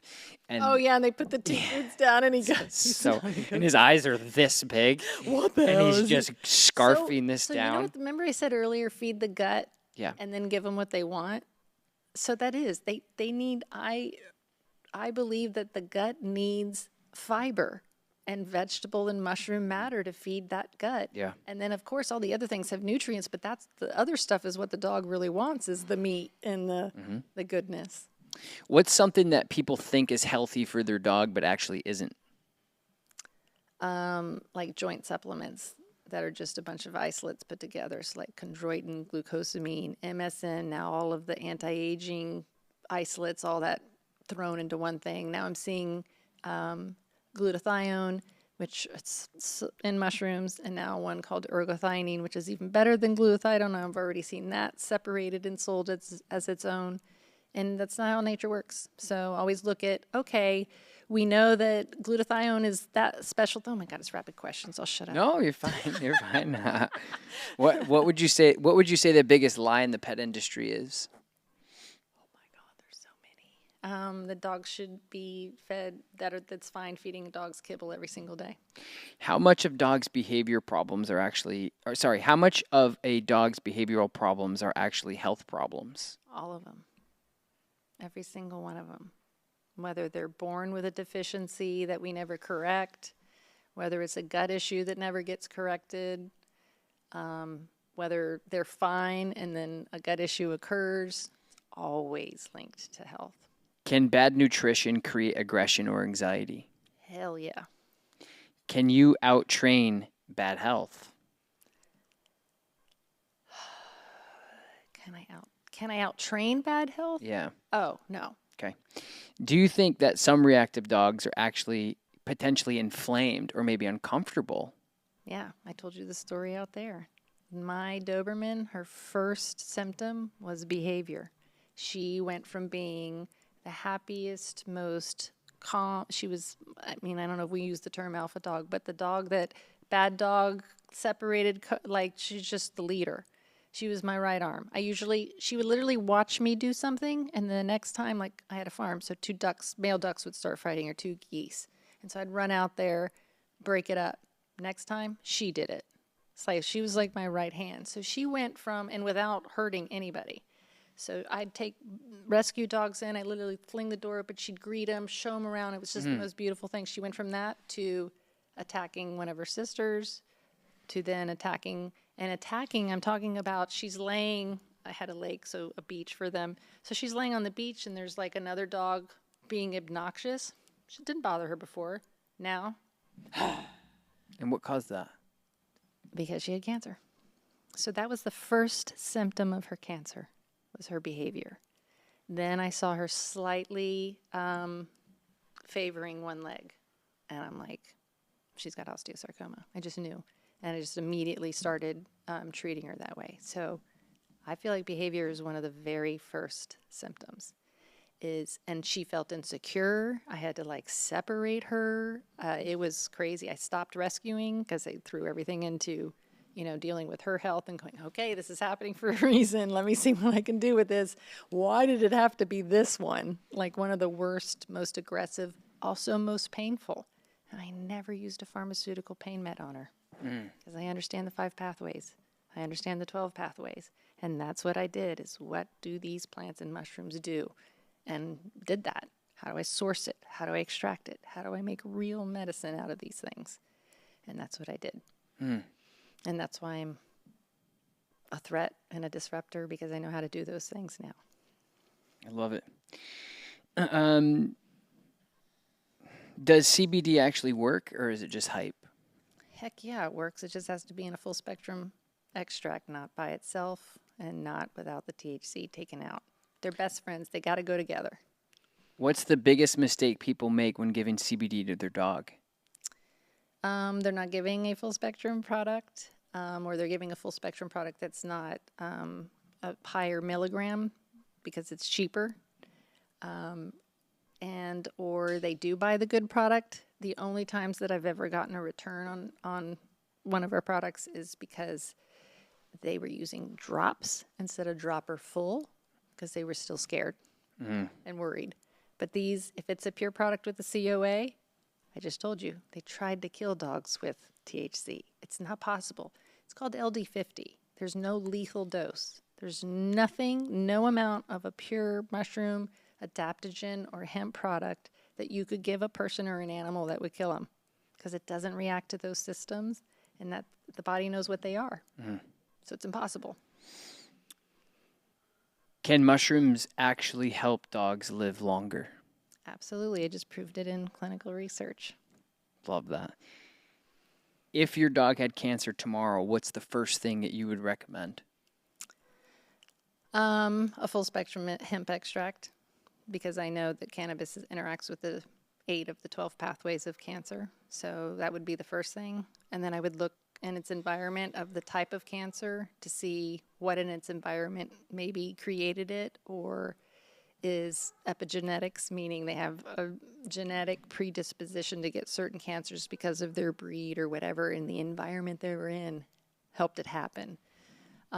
Look at diet, look at, I said I did ketogenic, look at the food, look at can you find what caused it? It's kind of like my rheumatoid arthritis, where it's like, how did I do this? Now how can I reverse it? How can I get myself back to normal, which is what our body wants to do. What supplement is actually worth the money for your dog? A full spectrum hemp extract and medicinal mushroom extracts are my favorite. Everything else should come from food, but those are, of course, my 2 favorites, just because of how they do so much at one time. How you and I can take the same tincture and it's going to do different things. It's going to do what we need. That's why adaptogens are my favorite. Because you favor a more holistic approach for dogs and people, when do you think medication is actually a better option? Where's that line in the sand? So it's absolutely needed in emergency situations. So we have to stop something. We have to stop something from bleeding, or we've got to give it a steroid so that we can figure out what the heck is going on. But what happens is, like even Apoquel, I'll never forget saying this to a vet. I'm like, Apoquel's awful. And they're like, why? Apoquel's incredible. I'm like, but people are using it for years. And they're like, oh my God, that's not how it's supposed to be used. It's supposed to be used to stop the dog from freaking out, scratching, biting, whatever, while you work on what the root cause is so that you can fix the problem. But that has not what happens. They take it for years. It's literally shuts down their immune system, and of course they get cancer. They get something, or they come across something and they end up dying from it because they have shut off the dog's immune system, so they have no protection. Yep. Agreed. Stop feeding. Okay, these are kind of like you kind of finished the sentence, if you will. Stop feeding your dog what? Kibble. This is ruining your dog's health. I feel like I'm just going to be going, kibble. Synthetics. Most dog owners don't know this. Those same synthetics that are in the food that are killing them are also being used in their supplements and medications. If your dog does this, you should be paying attention. If their behavior changes. And I would just say from a behavioral standpoint, a lot of this, when we talk about behavioral changes, it's primarily going to be out of character behavior. Exactly. So they jumped on the couch. They're not jumping on the couch. Right. They peed over here. Now they're peeing over here. They're waking up in the middle of the night. Yeah, out of character, your dog is to your Doberman. Right. Didn't give a crap about anything, and then all of a sudden does. Or never peed inside, all of a sudden is. I had a client that called me one time. She had a Boerboel Mastiff, and she said, he won't let me put his collar on. She goes, this is crazy. She goes, he's trying to bite me. This isn't fun. He's a big dog. That screams so pain I to said, me. I said, this is very out of character. I said, bring him to the vet. They brought him to the vet, and he had a cyst in his by his ear that she didn't see, or something like that, and they drained it and all that stuff, and he was back to normal. But she was terrified because she's like, this 180-pound dog won't let me touch him, and now he's being nasty. And that's why, it never made sense to me why not enough people talk about dogs that loved each other and then suddenly start fighting later in life. And that helps me understand, oh, okay, dynamics might be changing, or even grieving. She's grieving that Nina's gone, whatever it is. But just really behavior is the number one for sure. This is why your dog keeps getting sick. They have a endocannabinoid deficiency and probably a gut microbiome problem, either an overgrowth or a deficiency in good microbes. What's one last thing that you would tell people? You have anything to plug and anything that you can? We're going to give everybody all the information in the show notes so they can find all your stuff, all your amazing stuff. I'd love to include your research as well. But anything else that you can you want to plug for people listening and watching? You're your pet's best advocate, and you're responsible for their health and well-being. Trust nobody. Do your homework. Do your research. Read those labels. If it's a natural product, make sure it has a COA, a certificate of analysis. Just make sure whatever you're putting in them and on them, that you know what it is and understand it. And you have a choice. You could tell your vet no. You can find a holistic. There are options. You're just not taught about them, and neither is your veterinarian. Awesome. Angela, thank you so much for coming on. It's been really, really awesome to have you on. Thanks and for I having really appreciate it. It was incredible. It's incredible because as I'm on this journey in life, figuring life out, and dog owners, I just try to be that pipeline for dog owners where they could come and get information from people like you who have spent so many years and blood, sweat, and tears, and how much money you've spent on research, and how many dogs that you've had to see get put down, or personal dogs that you've lost, and people get to, watch and listen to something at the comfort of their own home or while they're working out for a couple hours and learn all the keynotes from you. So thank you so much. This has been really incredible. And thank you everybody for listening. Bye everybody.